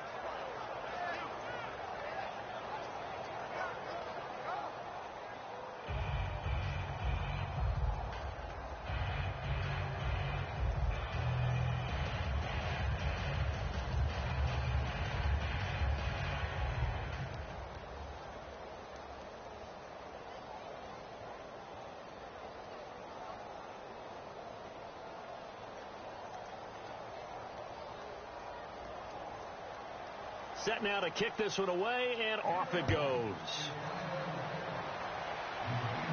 This fielded a few yards into the end zone. And the decision to come out is going to cost him 5 yards with a new rule as he's taken down right at the 20-yard line. The Minnesota defense, we watch them get set to roll.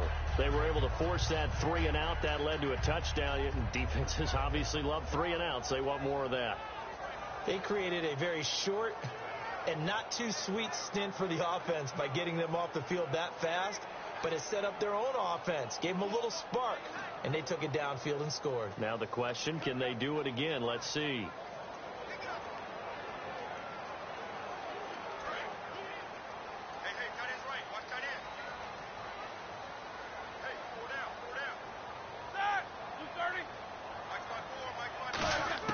They'll throw on first down with Roethlisberger. And Green with a catch left side. Give him 9 there on the first down completion. seeing that play and understanding just how tough it is to cover tight ends, especially the ones running around the NFL nowadays, makes me glad I didn't make it in that league. I would have had a really difficult time. But now you get to sit up here with me. Yeah, and that's fun, isn't it? And what a really nice gain right there on first down for them. Brings up a nice second down for them. Here we go. Now Roethlisberger to throw on second down. Over the middle here to Brown. They call that a loss of 6 yards. And it's third down now. They completed the screen on the perimeter, but boy, that was textbook defense. Exactly as you're taught to play against a wide receiver screen, and they snuffed it out for a loss of yardage.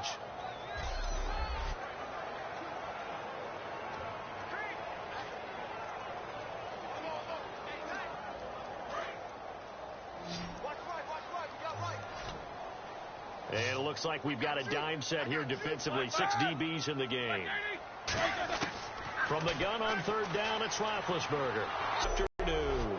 And that's the second sack of the game, but this player, disruptive in all phases. Whether he's going upfield, coming underneath, you name it. He's a big-time guy you have to block.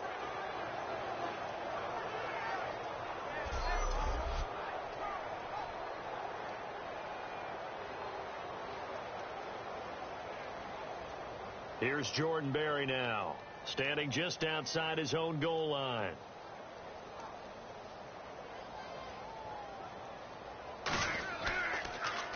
His first punt, 48 yards. This one looks equally as good. And it's fielded at the 34.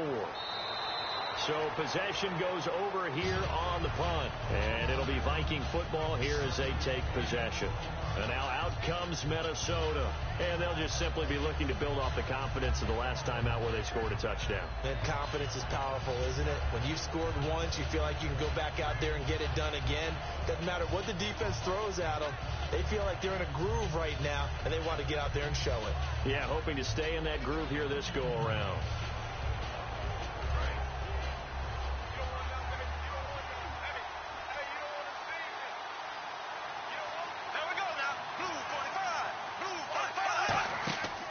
They'll run it now out of the gun.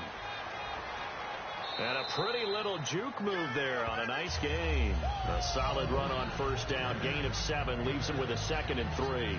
And while the guys with the ball are having a whole lot of fun keeping it on the ground, the guys on the opposite side, they are having zero fun. They've been getting pushed around the entire game and haven't found an answer yet to slow down the running game. See if they stay on the ground for second down.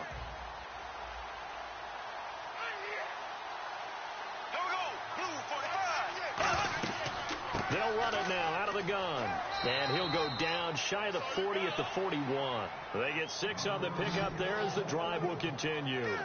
So many teams want to throw the ball in this situation nowadays, but I love watching a team that has enough confidence to go ahead and run the football in that situation.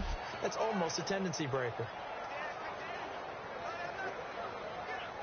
So the run gets them the first, and now they operate with a fresh set of downs.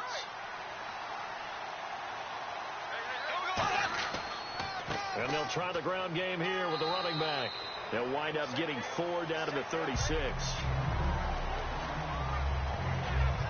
But really, that was no surprise there. They've been running it well all game. And I know goals change all the time, but any team will take that type of run each and every time. Second down following the run.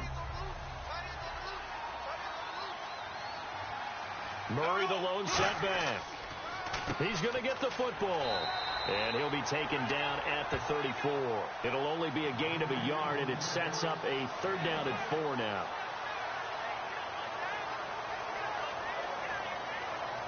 So they'll get a little extra time to come up with his 3rd down play as we played 3 quarters. We'll return with more after this. This is the NFL, and it's on EA Sports.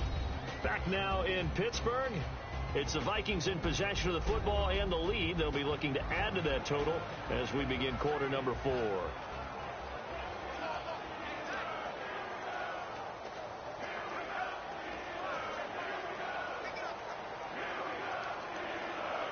And this defense looks for one more stop here on 3rd after the run.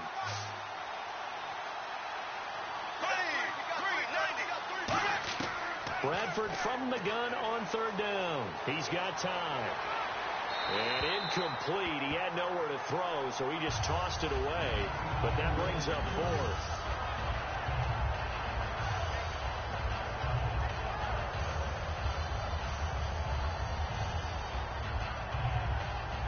So on fourth down, out trots the kicker in a big spot here. He's going to need a little mustard on this one. It'll be a 51-yard attempt.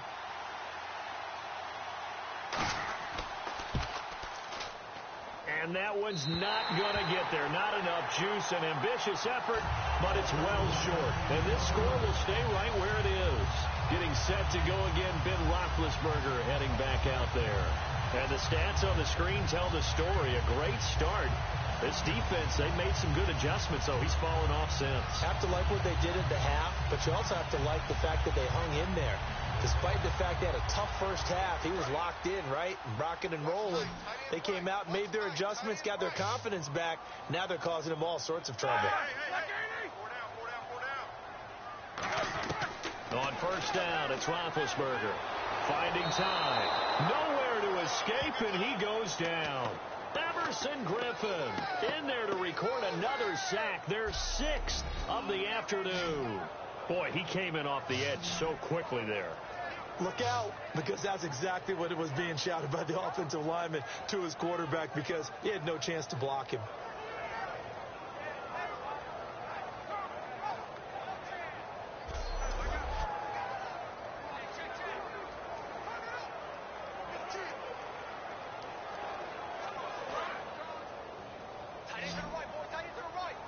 Bryant spread out to the right.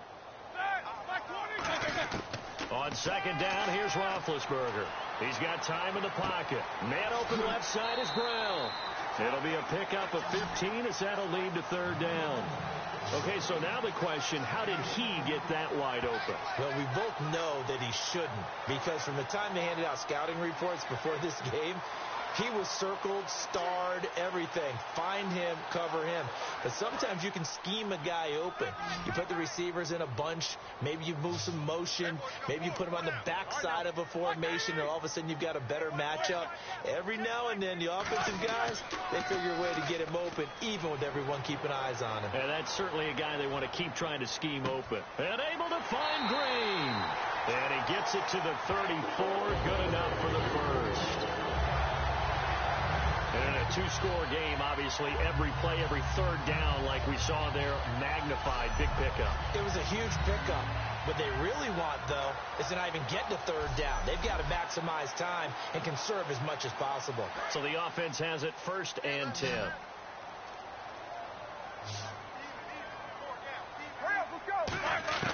Throwing now, Roethlisberger on 1st down. This is Bell on the dump off. And he'll work it inside the 30 to the 29-yard line. Call it a gain of 5, and that'll make it a 2nd down. So many times you hear today's NFL described as a space game. Get your best players into space with the football in their hands. That's why sometimes you just swing it out to your runner, get him out in the flat, and let him have a chance to make people miss an open field.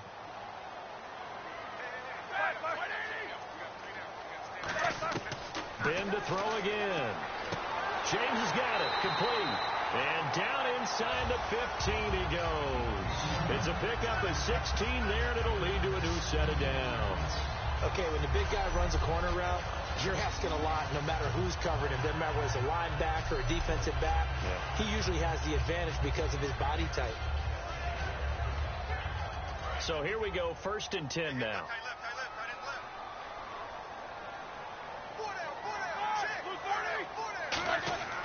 On the carry, it's Davis. And he couldn't quite get there. Tackled down at the 1. A solid pickup of 13 sets him up 1st and goal. How many times do we say in this game that speed kills, and it does it in so many different ways? In this case, you got a back who's quick and shifty, can make moves, make people miss, but also gets to and through a hole before it can close down. That's some of the benefits of that speed, not just outrunning people in the secondary, and that led to a really nice game. Now whistles here before the snap, and it looks like one of the Steelers may have moved. False start, offense.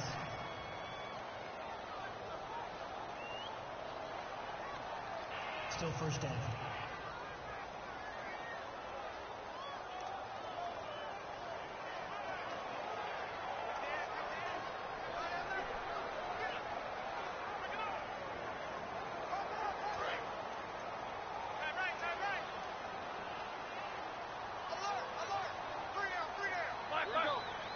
So now it's 1st and goal.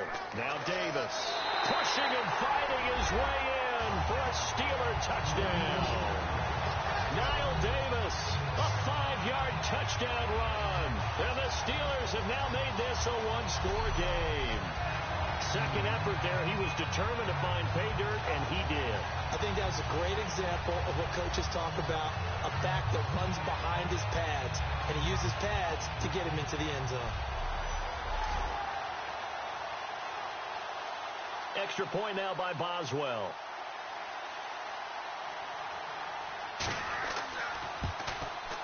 And the lead is down to 2.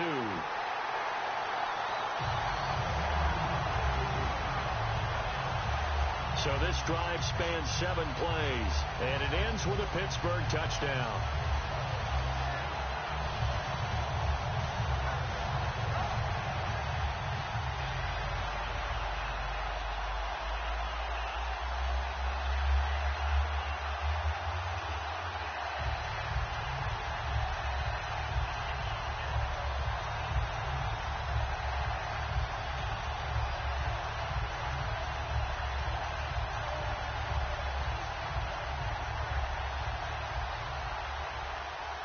Boswell now to kick it away after the touchdown.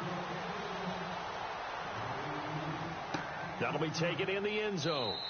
And no run back here. This will be a touchback, and it comes out to the 25-yard line. And now out comes Minnesota. Last time out, they had that long 50-plus yard field goal that they missed. And I'm sure on their sideline they're thinking to themselves, okay, do we still want to try one if we're in that position again? And I would dare say that the answer would be yes. They're going to have a lot of confidence in their kicker. But just to be on the safe side, I'm sure they told their offensive guys, can we get a little bit closer this time? Yeah, get a little closer. Yeah, you know, I'd rather get in the end zone first and foremost. But if all else fails, less of a field goal attempt for him.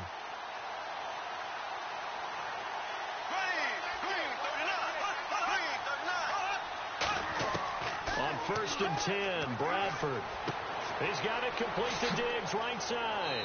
And they get him down, but not before he takes it across the 40-yard line. 17 yards on the pickup there. The drive will continue. It's a 1st down. Didn't they tell us in our meetings that they needed to account for him on each and every play? You think? A guy of his caliber? So how does a guy like him get that wide open? That usually means there's a tire breakdown on what the coverage was. That everyone thought they were doing something, and they were supposed to be doing something else. But bottom line is, no matter what, you have to know where he is and cover him on every play.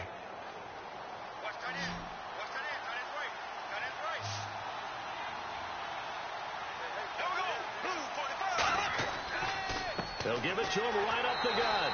And for one of the few times here today, this one's not going to go anywhere. James Harrison, the veteran, hit on the stop. And in this situation with the lead 4th quarter, they're liking keeping the ball on the ground, I'm sure. That's just smart football, but you know the defense has to know it as well. They've got to stop them here. So now we're going to see that loading the box in a big way. 6, 7, 8, 9, whatever it's going to take, puts a little bit more pressure on your big offensive line. Off the play fake, Bradford surveying the field. He's got the connection over the middle to Diggs. A good pickup there at 22. So on that play, defense was in the zone. They ran a crossing route offensively, but the defense there, you got to be good with communication, don't you? You certainly do, and it's not something that is really evident when you watch it on the screen. But everyone's talking, communicating, pointing, and it keeps you from chasing receivers because you have a specific zone you have to cover. When a receiver's in your zone and he crosses to another one, you got to let your guy know. They got a completion there, but I like the discipline they showed to stay in their proper areas and then make the tackle. Bradford on 1st down. Caught on the right side by Treadwell. The completion good for 3, and it's 2nd down. It's fun to watch is these college receivers transitioning into the NFL and how they grow as route runners. Because a lot of times now in the college game, the spread offenses, there aren't that many routes that they're actually running. Most of the time, they're just trying to find open space and present themselves to the quarterback as easy targets. But in the NFL, you've got to run the entire route tree, and you've got to run it well if you expect to get open.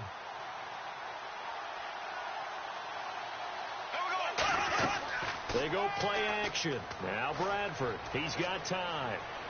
Great protection. He's going to wind up and air it out. Got a man. It's caught at the 6-yard line. A very solid gain of 27. Well, we haven't been shortchanged on offense. Another fun play to watch there on the deep pass. This game has the feel of, what, a turkey bowl, a Thanksgiving day. You know, when we get together this year, when the Davises and the Gaudens get together, that's what our playbook's going to look like they're drawing them up in the dirt, and so far it's working for both of them.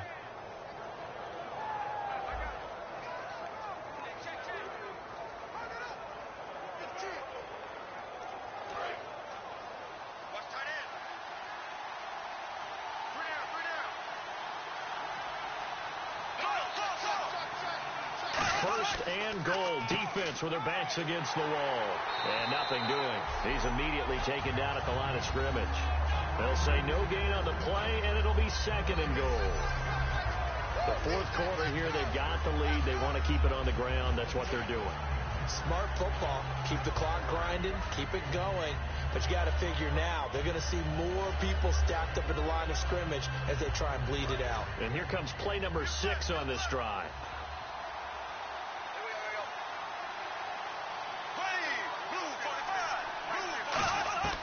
2nd down, Bradford. That's caught at the 1. And he'll get into the end zone. Touchdown, Minnesota. Jarius Wright, a 5-yard touchdown. And the Vikings are going to add on to their lead. As a former DB, you might not like to see that, but from a wide receiver's perspective, those are the plays they dream of. Correct on both counts, all right? Because once he took off, I mean, let's face it, that should have been done in Big Sky country. Aren't any speed limits out there? And off he went. Glad I wasn't the one trying to chase him. Now Forbath for the extra point. And that makes it a 9-point game. From Minnesota.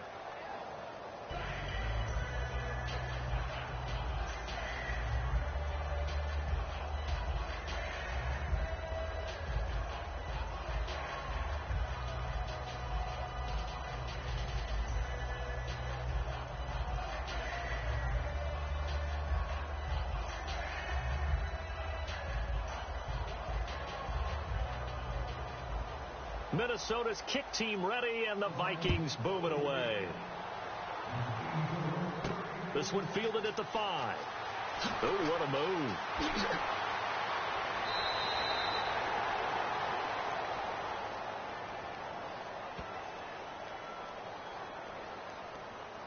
Holding, receiving team. So he got his hands a little too far outside. The ref caught him, threw the flag.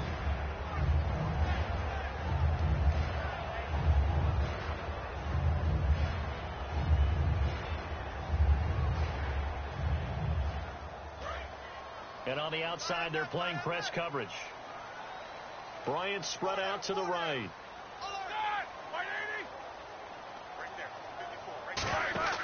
They go play action here on 1st down. Throwing over the middle, and it's incomplete. Trying to get it there to Martavis Bryant. And that'll bring up 2nd down. It appears that the pressure is affecting him today. Normally, he knows exactly when to get rid of the football. But today, because he's been hit a few times, he's getting rid of it a little bit too quickly. And on 2nd and 10 now.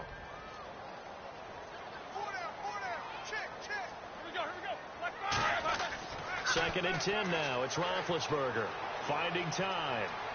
Still back there. And he'll be hit from behind and taken down.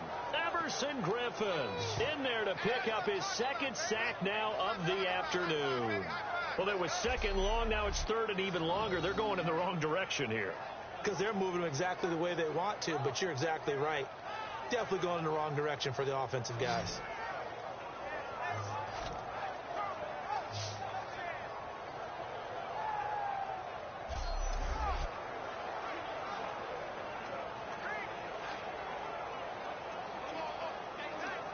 And the offense now will try to regroup after the sack on 2nd down. And on 3rd down, a nickel formation here defensively. Now Ben on 3rd and long. He completes it to Bryant. A really good pickup of 28 yards. Well, we know he's got the speed there. He needed the speed and the hands. A great catch.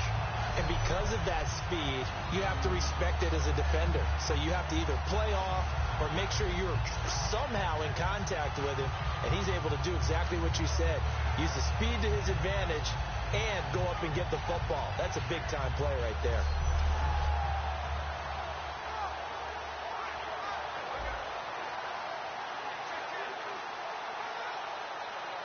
And now a first down following that long gain.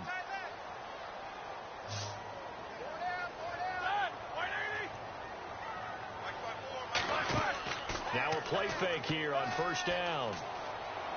He's going to launch this thing way downfield. And that one falls incomplete. Looked like he might have had position there, but he couldn't hold on at second down. And when all else fails as a defender, when you're not there in the coverage, your best friend is exactly what we saw there. A big play shot taken by the offense. Unfortunately, it ended in a big drop.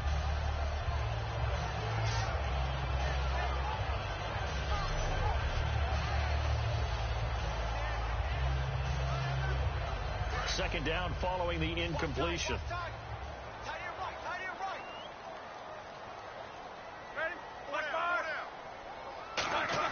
Again on 2nd and 10, it's Roethlisberger. Got a man open, it's Darius Hayward-Bay. A really nice pickup of 14 yards, and it moves the sticks.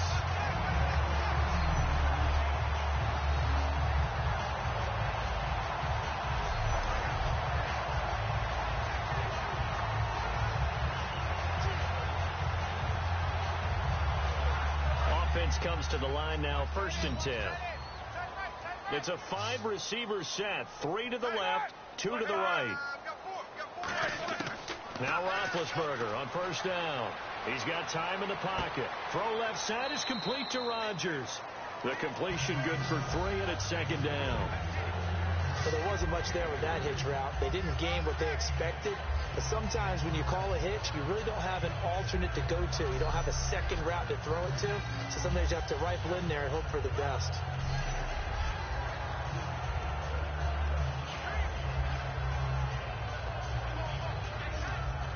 Decent chunk of yardage still left here. 2nd and 7. So the offense a little antsy. The flag comes out, and a 5-yard penalty. False start, offense.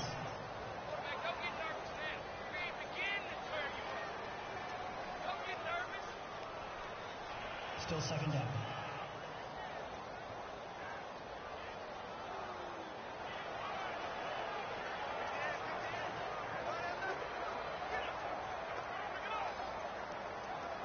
It's already 2nd and 12. The defense hoping to push them back more.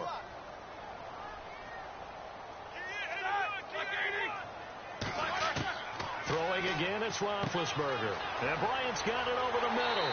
And he'll get this one down near the 20-yard line. A good pickup there at 22.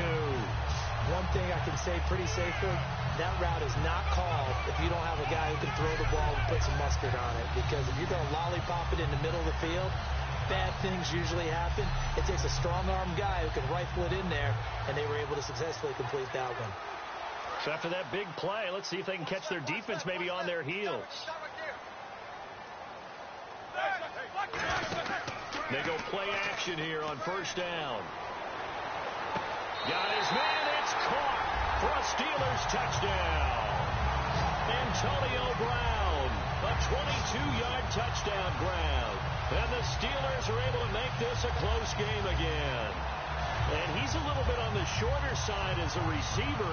Maybe sometimes for the defense, tough to find the little guys, right? Yeah, sometimes they get lost in the traffic, but usually what it means is that rather than just winning with height or even speed, they use their quickness to find a way to get open. Well, tall, short, wide, skinny, whatever. There it results in a touchdown. Boswell for the extra point. And the lead is down to 2.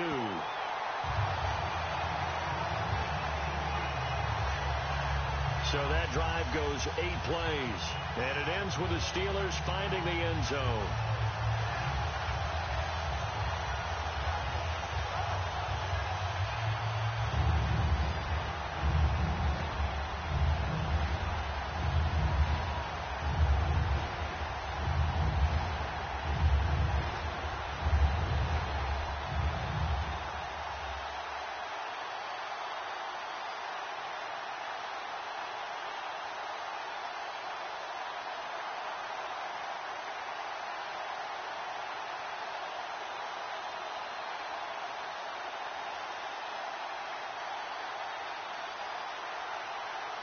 Boswell now to kick it away after the touchdown.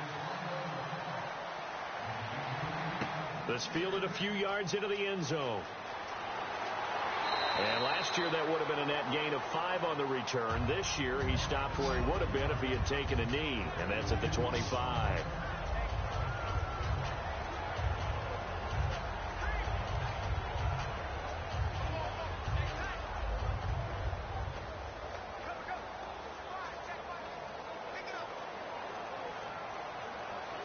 The Vikings offense now heading out to take over, and they will simply, Charles, be looking to duplicate what they did last drive when they were able to push it in for 6.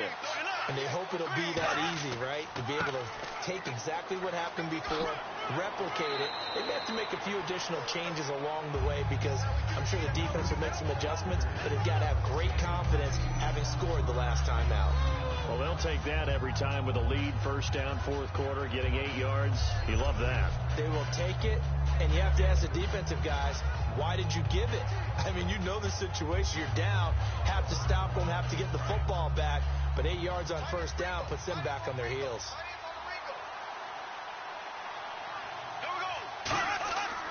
And they'll go on the ground. And he's got room. And brought down, but not before reaching the 45-yard line. When a coaching staff sees their team run the ball this successfully in the fourth quarter, they're really excited because you can plan for a running game all you want and want to press that advantage when you get it. But for the most part, it's a little bit of a surprise. And right now, they've got to keep that going, want to continue to grind out the clock because it's definitely in their favor at this stage of the game. Can they close the game out and continue to do exactly what we just saw there, and that's run the football? To the sideline, and oh, a nice catch there. Made sure the feet were inbounds, and they were. Was that a receiver? Yeah, actually it was. It was a running back who was a receiver on the play. Ikey's been spending time in the receiver drills getting his feet down. Well, those guys out of the backfield, they got to be good, agile with their feet. He showed the agility there with a toe tap. No doubt about it. It's like he'd went to ballet school. Got the toes down and stayed in bounds. Second down, Bradford.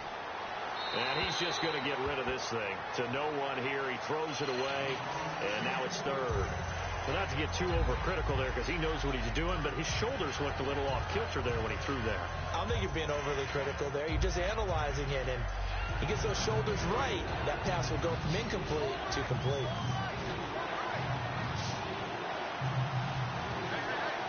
Nickelback added defensively as they look to stop this 3rd and 8. Bradford to throw it. He's going to sling this deep. This is caught inside the 15. And he will score. Touchdown, Vikings. Stephon Diggs, 53 yards. And the Vikings find a way to stretch their lead. Well, you know he can be explosive, and he's ultra-explosive there on the fly route. And you know how many times we've talked to coaches and we've had quoted back to us, well, you know something? When you execute really well, it doesn't matter if they know it's coming or not. Well, sometimes athleticism beats you as well. He just took off and went. And that's almost like one of your Turkey Bowl games, isn't it? Just go long, Backyard. man. I'll hit you. And it worked really well for them. And that makes it a 9-point game.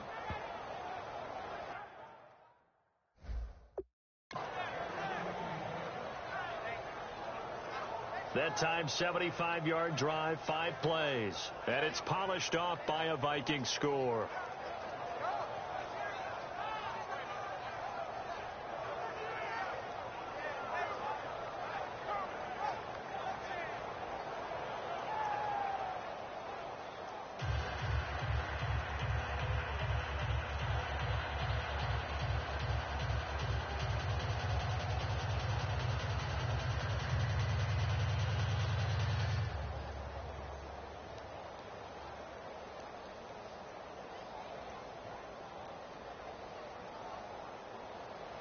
The kickoff unit is out on the field, and they will send this one away.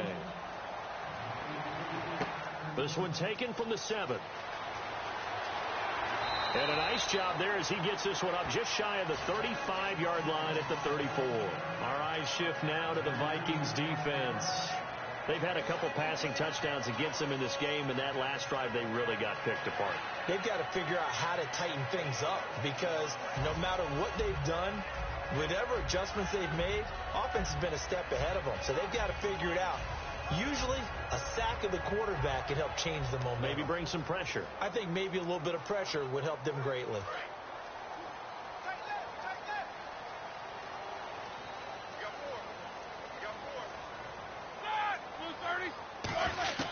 On 1st and 10, it's Roethlisberger. Man open left side is Brown. And he'll be taken down, but not before he gets into enemy territory. A good start there on this fourth quarter drive. They need more of what we just saw. Down a couple of scores. There's still time, all right? It's not like they're totally out of it, but they have to score quickly, and they're going to need some big-time plays, chunk plays, explosive plays. They need yardage on each snap. And the offense lining up 1st and 10.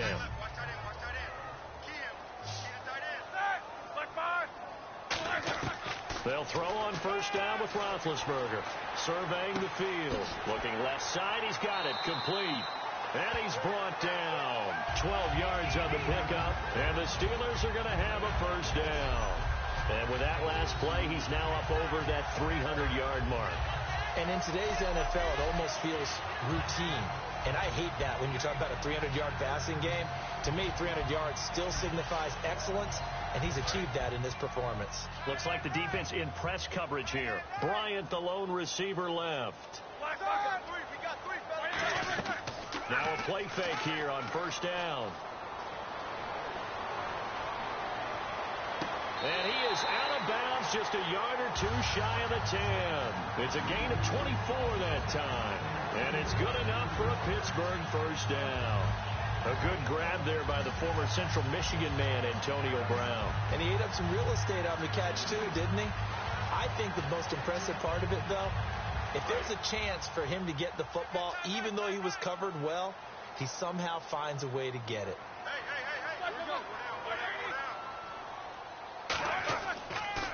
They'll run it with Bell. And able to push his way forward here for a good little gain. 5 yards on the carry. Good pickup on 1st down. When you find that kind of yardage, you couldn't be more confident as a ball carrier. And guess what? You're going to go back and tell your offensive coordinator, I'd like to keep carrying it, thank you.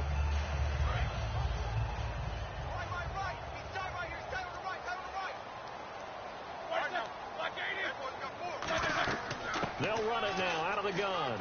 And that'll get him halfway there as he takes it from the 6 to the 3-yard line.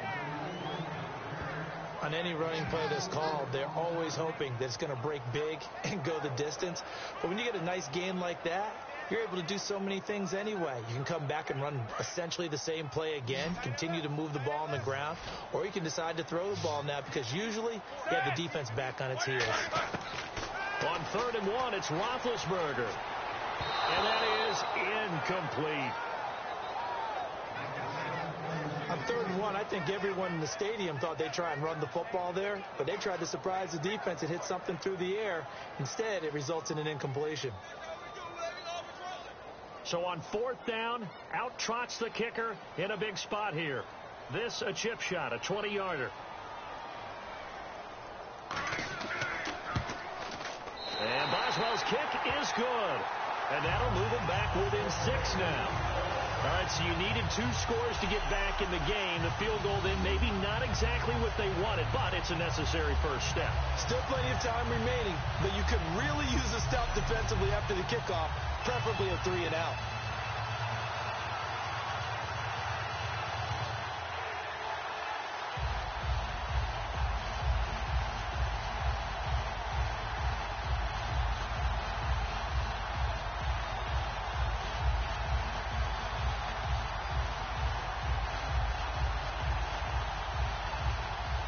After the successful field goal try, here's Boswell to send it away.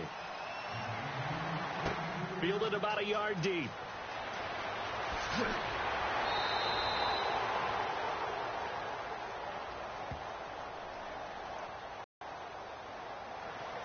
Automatic 1st down.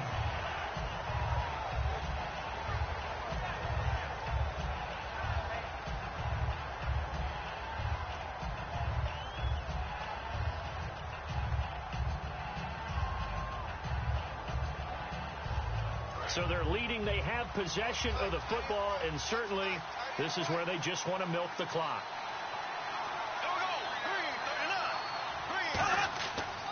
And they give this time to the tailback. And some room to roam now. He's at the 50, the 30, 20, 10, 5, touchdown, Vikings. A big play there, 83 yards. And the Vikings are going to add on to their lead. They blitzed defensively there, but he was able to slip through that first layer, and then he was gone. I think they won the leverage game, didn't they? Yes. Right? They saw the blitz coming.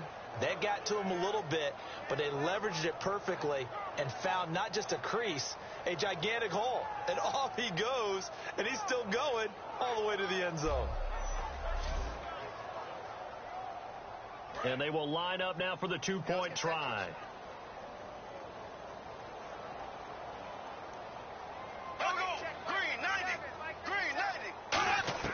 Bradford going to throw for it. And this one's caught. And their fourth quarter lead grows by a couple more.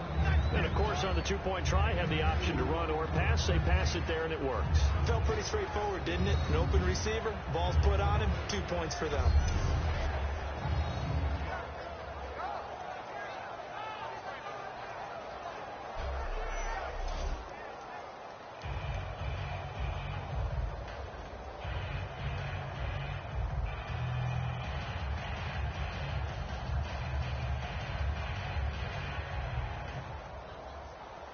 Out is the kickoff unit as they run up and send this one away. This is taken at his 4. And he'll take this one near the 25, call it the 26-yard line.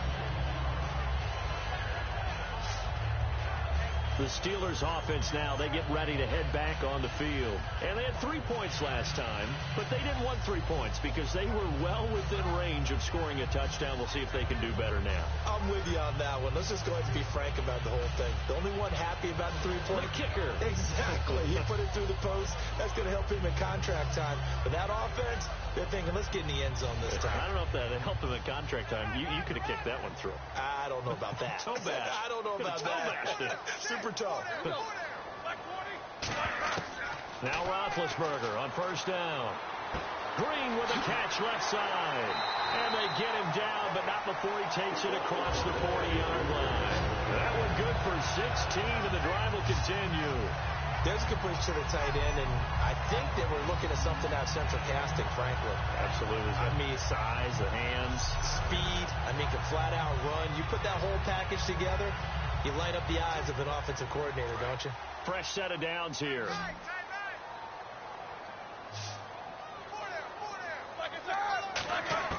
Throwing now, Roethlisberger on first down. He's got time, and he's got his favorite target yet again. It's complete. Give him 9 there on the first down completion. Well, they brought the pressure, and that meant man coverage behind him, so he's still able to complete the pass. Even as he took the hit. And that's what you have to do, because I was just talking with a coach the other day, and he said, look, it's not always going to be pretty back there. You're going to have to give me completions, even when you're taking some hits. Sometimes you have to be your own blitz control, for lack of a better term. Got to make completions, step up and make those throws, and he did that. Roethlisberger, and this is intercepted, and that should do it. A great read, and it's picked off. And his guys will take over at their own 44-yard line. Well, you're trailing. It's the fourth quarter, and you've got to throw the football. But the defense knows this, too. So they're just going to sit back, bring in an extra defensive back or two, the old nickel or dime strategy, Brandon, and wait for you to put that bad boy up for grabs. And this one winds up being intercepted. The Steelers defense getting ready here for this next possession. And with this deficit, let's be honest, it's time for them to get a stop. And partners, you understand very well from our time together and visiting with coaches, defensive coordinators tend to be a little more emotional, a little more high-strung than others. They are. I have a feeling that speech came out about taking a stand and bowing up in this possession. Yeah, that's where this word pride comes out, right? In a big way. And they'll try to squeeze in one more play here before the 2-minute warning.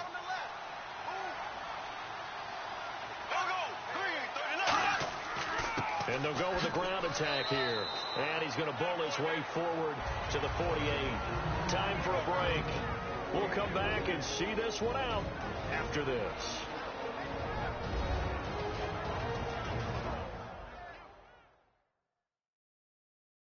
So the Vikings in possession of the football as we get you reset.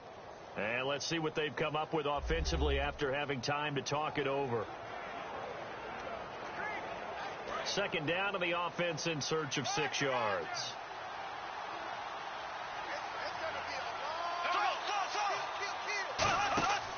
They'll run it now out of the gun. And he'll get across. Now the Steelers put a stop to the action with a timeout defensively. It's just their first. They've got 2 more to use here in the final stages.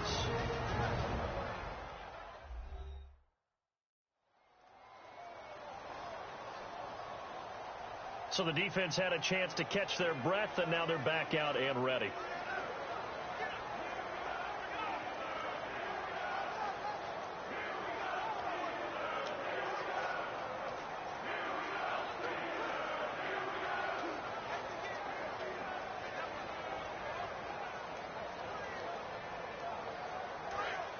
Looking to jam the receivers at the line here. Press coverage look defensively.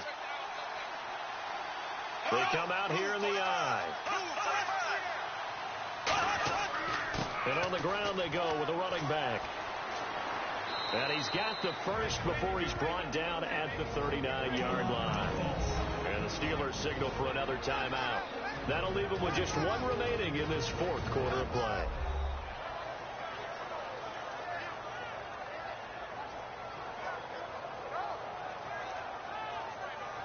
And now following that timeout, the defense back out onto the field.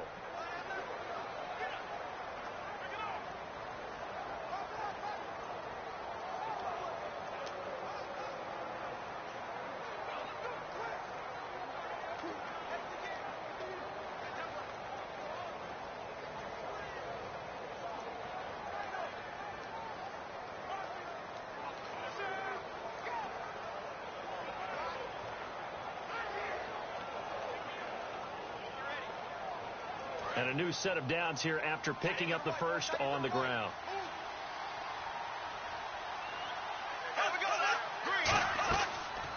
They'll run the option left. And he is going to lose yardage here.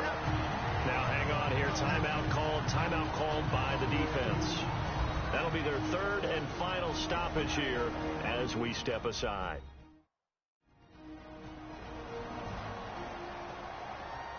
So a defensive timeout, chance to regather, regroup, and get set as we resume action.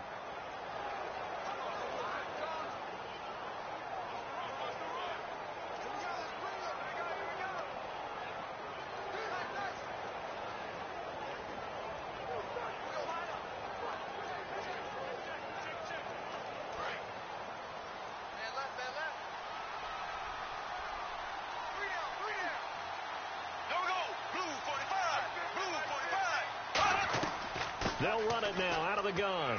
And he's going to fight his way forward here for a modest gain. It'll be a 5-yard pickup there. So from 2nd and 13, they're back to a more manageable 3rd and 8.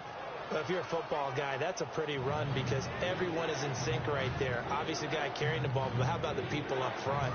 Leverage, athleticism, they created some nice space for him.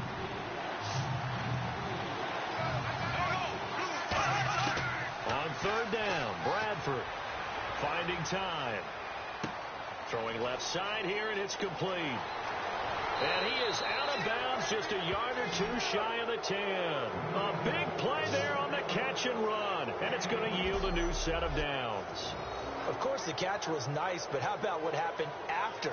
Able to stay on his feet and gain all that additional yardage. So many of these slot guys, I think, have running back in their background.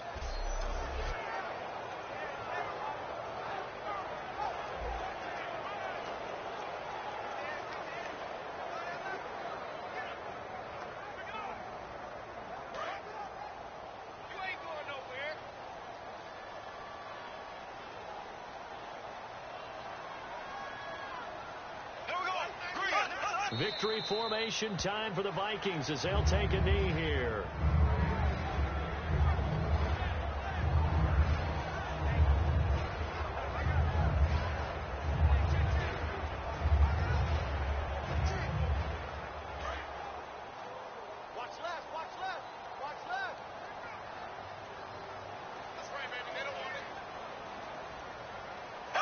And the final play here will be Bradford going down to a knee.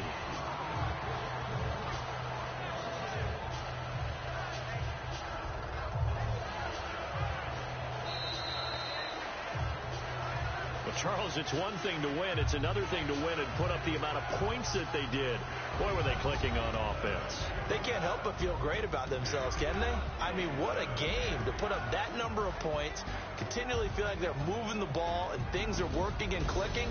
They think that they can bottle this and carry it with them. And as an offensive coordinator, you just don't think you can do anything wrong. Whatever you call, run, pass, it's all going to work. That's called being in the zone.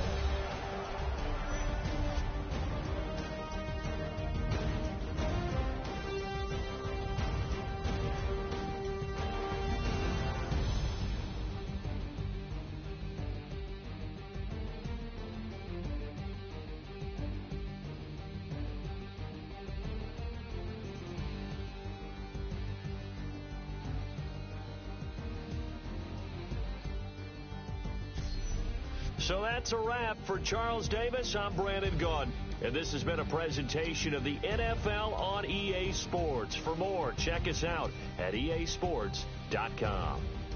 With that, we sign off from Heinz Field.